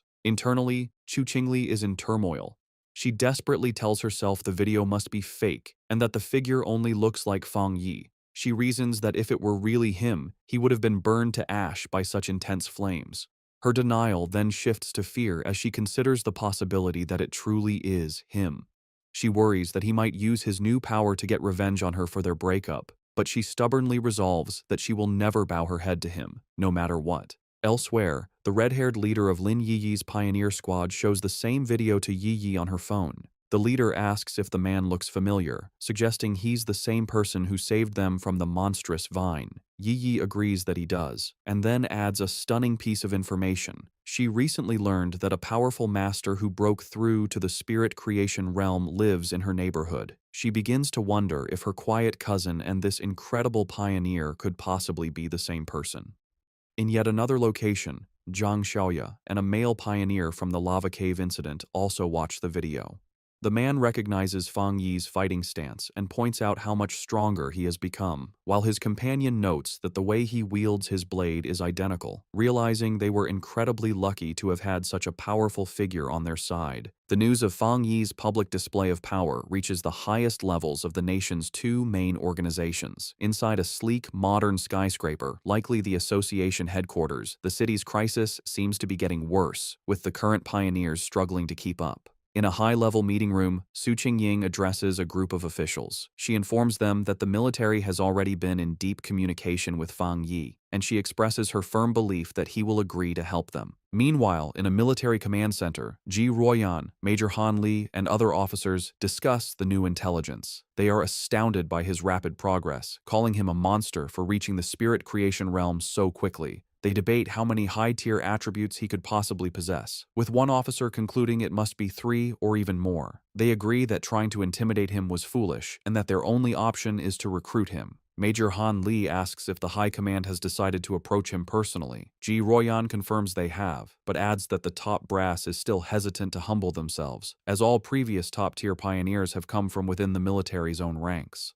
Taking charge, Major Han Li outlines their new strategy. He orders his subordinates to find out what new weapons or equipment Fang Yi might need and to provide him with information on suitable training locations as a gesture of goodwill. He also gives a crucial final command. The viral livestream video and all the rumors spreading from it must be properly managed and controlled. The entire spiritual energy circle in the Xia Nation has now turned its attention toward Fang Yi. Both Su Qingying and Ji Ruoyan think about his future. Su Qingying appears concerned about the immense pressure he now faces, while Ji Ruoyan wears a slight, confident smile. Both women, leaders of their respective groups, eagerly await to see what this extraordinary young man will do next. In a quiet hospital room, a heart monitor beeps steadily. A mysterious woman with long purple hair sits by the bedside of an unseen patient, whom she calls her teacher. She speaks softly, telling the patient that the Xia Nation seems to have found a new hope. With the appearance of a person as powerful as Fang Yi, she adds, the chances of her teacher finally waking up have become a little higher. One day later, Back at the apartment, Fang Yi is having breakfast and thinking about the previous day's events. He reflects on how the news of his battle in the back mountain went viral, all because a daring live streamer had managed to sneak into the restricted area for views. As he eats, he notes that the video has since been completely removed from the internet and the live streamer's account has been banned, correctly assuming it was the work of the military or the Spiritual Energy Association. His casual thoughts are suddenly interrupted as he realizes something is wrong. His cousin, Lin Yi, never came home the previous night and hasn't sent him any messages. He finds this very unusual, even if she was out on a mission. A feeling of unease grows as he tries to call her, but the call goes directly to an out-of-service message. Now genuinely worried, he knows something must be wrong and decides he has to go find her. Meanwhile, deep in a dark and misty forest, Lin Yi and the red-haired leader of her pioneer squad are lost and trapped. The leader asks Yi if she has any idea how long they've been stuck there. Yi estimates it's been about 10 hours, but she can no longer keep track. The red-haired leader, looking exhausted and bruised, apologizes greatly, blaming herself for dragging Yi into this mess. She admits she thought they were just investigating a strange phenomenon. As she speaks, she clutches her side in pain. Yi tells her to stop apologizing, insisting that it was her own lack of strength that was the problem. She urges her leader to stay alert and save what little energy they have left. As she tries to stay strong, her thoughts drift to the overwhelmingly powerful master she witnessed, wishing she had even a fraction of his power to save them. Their desperate conversation is cut short as a massive, shadowy monster with glowing red eyes and a menacing, spiky form appears in the fog directly behind them. The shadowy monster lunges from the fog, its claws aimed at the red-haired leader. Reacting with incredible speed, Lin Yi shoves her companion out of the way, shouting a warning. She then unleashes a blast of bright blue spiritual energy from her hand, creating a sharp blade of light that cleanly cuts off the attacking creature's head. As they get to their feet, more of these shadowy, zombie-like figures come out of the fog. Yi realizes with horror that these must be the reanimated bodies of other people who were trapped and died in this place. After defeating one of the creatures, which dissolves into a puddle of black mist, Yi explains that the main monster is just playing with them, turning its victims into these strange puppets. The red-haired leader adds that their attacks have no real effect on the mist itself, and their spiritual energy is being drained quickly, all while the real enemy stays hidden. They soon realize they are trapped in some kind of illusion created by the monster, a swirling gray space where the creature seems unbeatable. It is a waiting game. The monster is just letting them get tired. A bead of sweat rolls down the leader's face as the seriousness of their hopeless situation sinks in. Suddenly, the sky above them tears open to reveal a single, massive, blood-red eye staring down at them. The leader screams Yi's name in terror. The eye is a gross, pulsating ball of flesh that begins to bubble and multiply, splitting into numerous smaller, slimy eyeballs. Angry and desperate, the red-haired leader lashes out, furiously chopping at the flying eyeballs and destroying several of them in a frenzy. Yi, however, senses a change in the creature's energy and warns her leader not to be careless, realizing that their enemy is finally losing its patience. The main eye then unleashes a powerful, concentrated blast of red energy. Yi manages to put up a crystal barrier just in time, but the force of the impact is huge. The barrier shatters, and Yi finds herself alone, surrounded by dozens of the glowing red eyes in the heavy darkness. She feels her hope fade, wondering if this is how she is going to die. Trapped in the monster's dark domain, Lin Yi is slowly being eaten by shadowy tendrils. She can no longer hear her leader's voice and realizes they have both been swallowed by the darkness. A wave of regret washes over her as she apologizes to herself for being overconfident, admitting she was wrong to think they could handle such a dangerous mission alone. As she accepts her fate, her mind wanders to the future she will never see, wondering what the world will be like after the full spiritual energy revival. With a final thought of despair, she laments that she will never see the magnificent era to come as she reaches out a hand, sinking into the abyss of glowing red eyes. Tears stream down her face as she closes her eyes, ready for the end. Just as all hope seems lost, a massive explosion of brilliant blue light erupts, tearing the darkness apart. A figure bursts through the shadows, radiating an immense aura of crackling blue energy. It is Fang Yi, his eyes glowing with power. He remarks to himself that he almost didn't make it in time. Yi stares in utter shock and disbelief, tears still fresh on her cheeks, as she recognizes her rescuer and gasps his name, identifying him as her cousin. With a powerful blast of divine thunder, Fang Yi completely shatters the monster's shadowy domain. He lands gracefully in the now clear forest, his hand still sparking with leftover electricity. He has saved both his cousin and her unconscious leader. Yi can only stare, her world turned upside down by the stunning revelation that her seemingly ordinary and lazy cousin is, in fact, an incredibly powerful pioneer. The battle is not over yet. The true form of the anomaly, a grotesque, multi-eyed, fleshy orb, appears from the shadows behind Fang Yi. Yi snaps out of her shock and desperately shouts a warning, telling him that the creature's main body is behind him. Fang Yi, however, is not worried. His hand ignites with the golden red energy of skyfire as a confident smirk spreads across his face. He sees this as the perfect opportunity to test the effect of his new power on a dark attribute creature. He leaps into action, unleashing his Crimson Flame Blade technique. The attack, now strengthened by the inextinguishable power of Skyfire, completely engulfs the monster in a raging fire. The creature lets out a final, agonizing shriek as it is burned by the divine flames. In the aftermath, the red-haired leader slowly regains consciousness. She finds herself and Yi sitting safely on the ground, surrounded by a protective circle of fire. Confused and terrified, she asks Yi if they have died and been dragged to hell along with the monster. Yi, now much calmer, reassures her leader, telling her to look closely and that they are still alive. Still trying to process what has happened, the leader repeats Yi's words in disbelief before asking who saved them. Fang Yi casually walks towards his cousin and her leader, a small smile on his face as the protective flames die down. He tells them the problem is solved and, noticing the time, remarks that they must not have had breakfast yet. The red-haired leader stares at him, her eyes widening in sudden, dawning recognition. She springs to her feet, her expression one of pure excitement and awe. She points at Fang Yi, confirming that he is the one who saved them before in Yanghuo Town from the monstrous death vine. Fang Yi looks slightly surprised, thinking to himself that he was recognized so easily. Lin Yi is completely stunned by this new revelation. She asks her leader if she's saying that the powerful fire attribute master who saved them from the vine was also her cousin.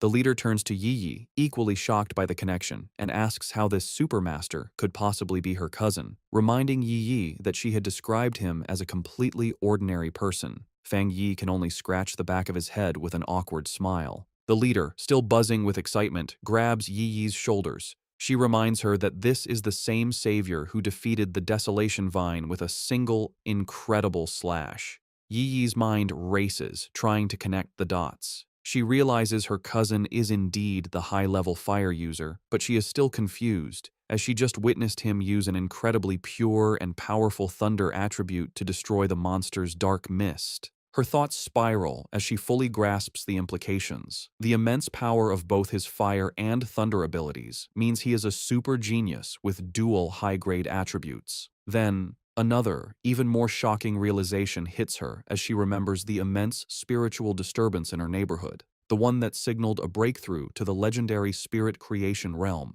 She wonders if that incredible display of power was also her cousin's doing. Tired of the confusion, Fang Yi cuts in and confirms that yes, it was all him. He then changes the subject, asking them about the dark attribute anomaly. He says that they should have known this type of creature was not to be taken lightly, and asks why only the two of them came, and where the rest of their teammates were.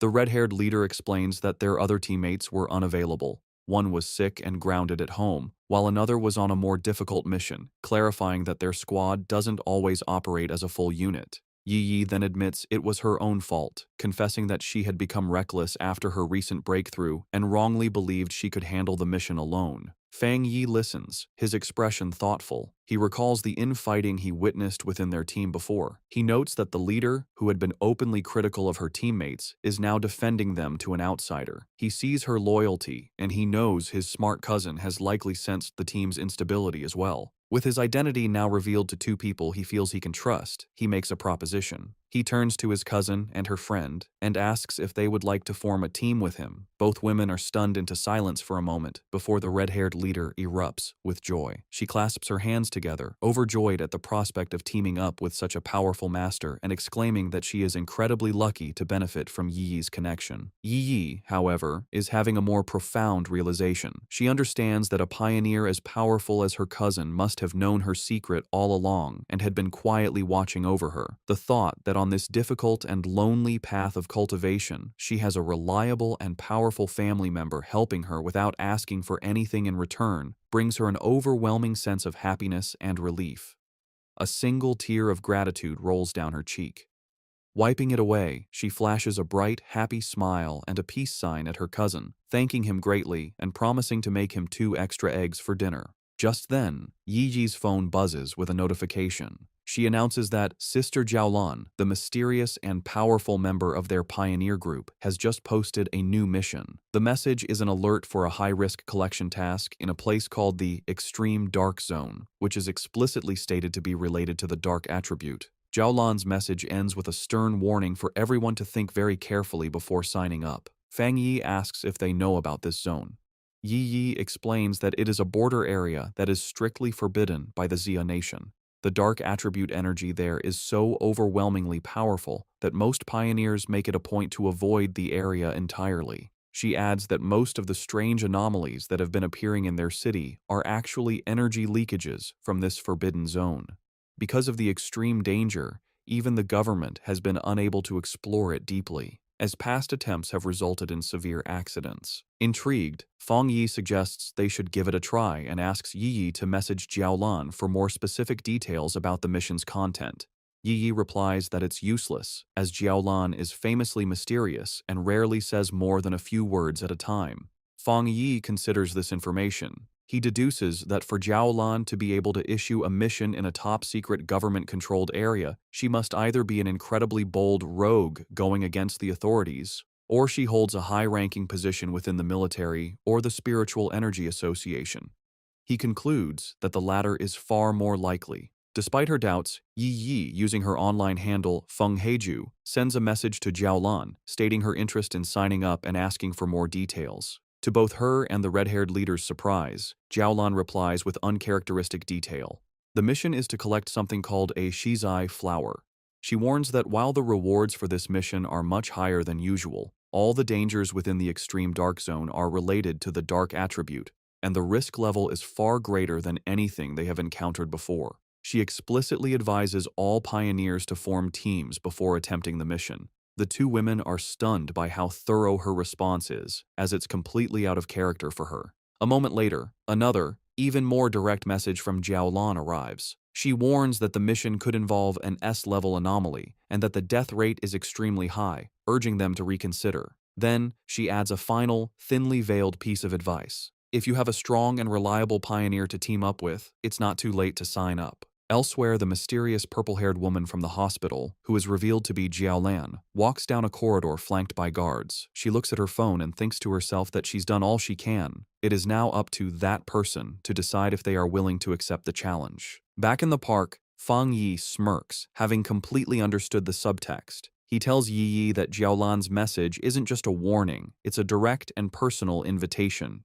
He translates the hidden meaning, "I know who you are. I know a pioneer of your caliber would be interested, and I'm daring you to come." Fang Yi realizes with certainty that this entire mission posting was aimed directly at him. Looking out at a vision of the dark and desolate landscape of the extreme dark zone, he finds the prospect interesting and decides he will indeed be making a trip there. Lin Yi, using her online name Feng Heiju, officially accepts the mission, telling Jiaolan that her team has 3 people. The scene changes to a hospital waiting area, where Jiaolan is walking with 2 female helpers. One of them is worried about the small size of the team that just signed up. Jiaolan, however, is calm and confident. She says that if he is a pioneer that the Xia nation can truly trust, he will come. The helper asks more, worrying about what will happen to the other pioneers if he doesn't show up. Jiaolan simply replies that if he doesn't come, then it means their fates were not meant to be. As they walk, a smirk appears on Jiaolan's lips. She asks her helpers if they really believe the purpose of a mission to collect the shizai flower is to send powerful pioneers to their deaths. She explains that the true goal of this incredibly dangerous task is the exact opposite of what it seems. A vision reveals what the flower is. It blooms from a dark, evil pool, fed by the bodies and souls of fallen pioneers. Jiaolan says that getting this flower is a necessary step to strengthen the nation, as it is the only way to save even more pioneers in the long run. The reason for this mission, she explains, is to protect both the future main strength of the Xia nation, represented by the new generation of pioneers like Fang Yi and his team, who are shown traveling to the mission on a subway, and to revive the top-tier fighting force that has already died in battle. They arrive at the hospital room of her teacher, the comatose elderly man. Holding his hand, she repeats their goal. They must get more Shizai flowers at any cost. She reveals his identity and the great importance of their mission. Her teacher is the only pioneer in the entire Xia nation to have reached the legendary Jinggang realm, and the Shizai flower is the only thing that can wake him from his coma. Jiaolan explains the huge strategic value of such a person. After the full spiritual revival, a Jinggang realm powerhouse is like a modern-day nuclear weapon, making him the nation's greatest asset in talks with other countries. From her point of view, sacrificing a few pioneers or even entire squads is a worthy price to pay for his return. Her helper, however, gets concerned for Jiaolan's own well-being, telling her that while the mission is important, her health is too. The comment causes a dark reaction. Jiaolan's face darkens as she repeats the words, "My health is important." She suddenly explodes with rage and sadness, shouting that her life is indeed important, but only because it was a gift, paid for by the lives of her fallen comrades who died to save her. She clutches her head, hit with a sudden, intense pain, a physical sign of her trauma. After a moment, she calms down and apologizes for her outburst. One of her helpers asks if her headache is acting up again. Jiaolan dismisses their concern, saying it's not yet time for her medicine. A vision of her former happy team flashes in her mind, and she looks away with a sad, tired expression, murmuring that it's all in the past. The story flashes back to a traumatic memory from Jiaolan's past. In a dark, empty landscape, a voice screams for the sword-wielding squad to leave immediately. A younger Jiaolan kneels among the bodies of her fallen comrades as her dying captain tells her the mission to get the Shizai flower is now in her hands. As she trembles in despair, thinking of her teacher and her country, she realizes the extreme dark zone is a truly unforgiving place. She screams in protest, refusing to leave her captain. In his final moments, the captain places his hand on hers, transferring his spiritual energy to her. He tells her he hopes their powers will be of use to her and pleads with her to make it back alive. Back in the present, Jiaolan stands in the hospital, thinking about that tragic day. She reveals the bitter irony of her team's sacrifice. They gave her their power, but they didn't know that a Shizai flower is useless if it is touched by blood or not picked perfectly whole, meaning their mission failed even as they saved her life. Later, after a long journey, Fang Yi's new team arrives at the empty outskirts of the extreme dark zone. The red-haired leader complains about the long walk. She asks why they don't just fly, given their power. Yi explains that even for pioneers, flying for a long time is not possible until one's spiritual energy is overwhelmingly large. Fang Yi remains silent, his glowing red eyes focused on their destination. They finally arrive at a massive, heavily guarded checkpoint that marks the entrance to the zone. Beyond rows of tank traps and fencing, they see a shimmering blue energy barrier. Fang Yi confirms that this must be the extreme dark zone. Even from a distance and through the multiple barriers, he can feel the deeply unpleasant aura of the dark attribute coming through. Yi and her leader are clearly disturbed by the heavy energy, with the leader saying that it's 1,000 times more terrifying than the monster they fought before. Fang Yi simply tells them to stay calm. He then points out that they are not the only ones who have answered the call. A large, diverse crowd of other pioneers has already gathered at the checkpoint, waiting for the mission to begin. Yi guesses that the pioneers are not just here for the big reward.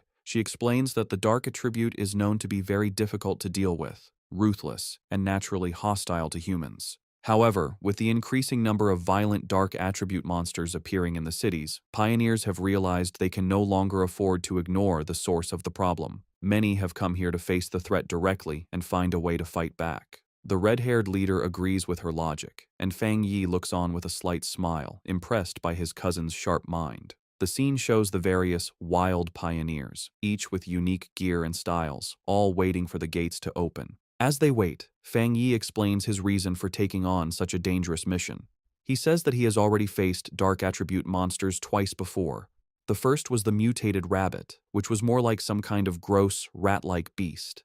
The second was the serpent and its rat-like partner, Candle Knight, a smart pair that worked together to lure and trap pioneers, a mission that nearly wiped out an entire squad from the Spiritual Energy Association. He explains that the most important detail, as his cousin Yiji correctly pointed out, is that these creatures seem to be cleverly and purposely bypassing the military defenses at the city's borders. He suspects they are using some unknown method to get into urban areas, and these incidents have happened so often that they can no longer be ignored.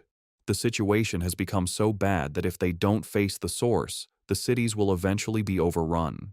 Therefore, he concludes, they have no choice but to go to the extreme dark zone. At the checkpoint, a military officer watches as Su Qingying briefs a group of pioneers before the energy barrier. She stands with a grim and serious expression, ready for the dangerous mission ahead. Her focus is broken when she spots a familiar group approaching. She is completely shocked to see Fang Yi walking up with Lin Yi and the red-haired leader. Her green-haired subordinate, Zhang Xiaoya, is equally surprised and calls out to her, but Su Qingying is frozen, covering her mouth in a panic. She silently prays that the great master won't notice her in the crowd, but her hopes are crushed when Fang Yi looks directly at her, a questioning look on his face as he calls out her name, identifying her as Captain Su. Resigned, Su Jingying walks over with her cloaked squad members, having already received military information about Fang Yi's team. The red-haired leader, always mischievous, sizes up the beautiful silver-haired girl and asks Fang Yi if this is Yi Yi's sister-in-law, a teasing term for a potential girlfriend. The suggestion sends both Yi Yi and Su Qingying into a panic. Su Jingying blushes and waves her arms, exclaiming what a huge misunderstanding it is. Fang Yi calmly clarifies that she is not, explaining that she is Captain Su from the Spiritual Energy Association who helps him out with miscellaneous tasks. This explanation, however, only seems to make Su Qingying more flustered, as she finds the description even more annoying than the romantic idea.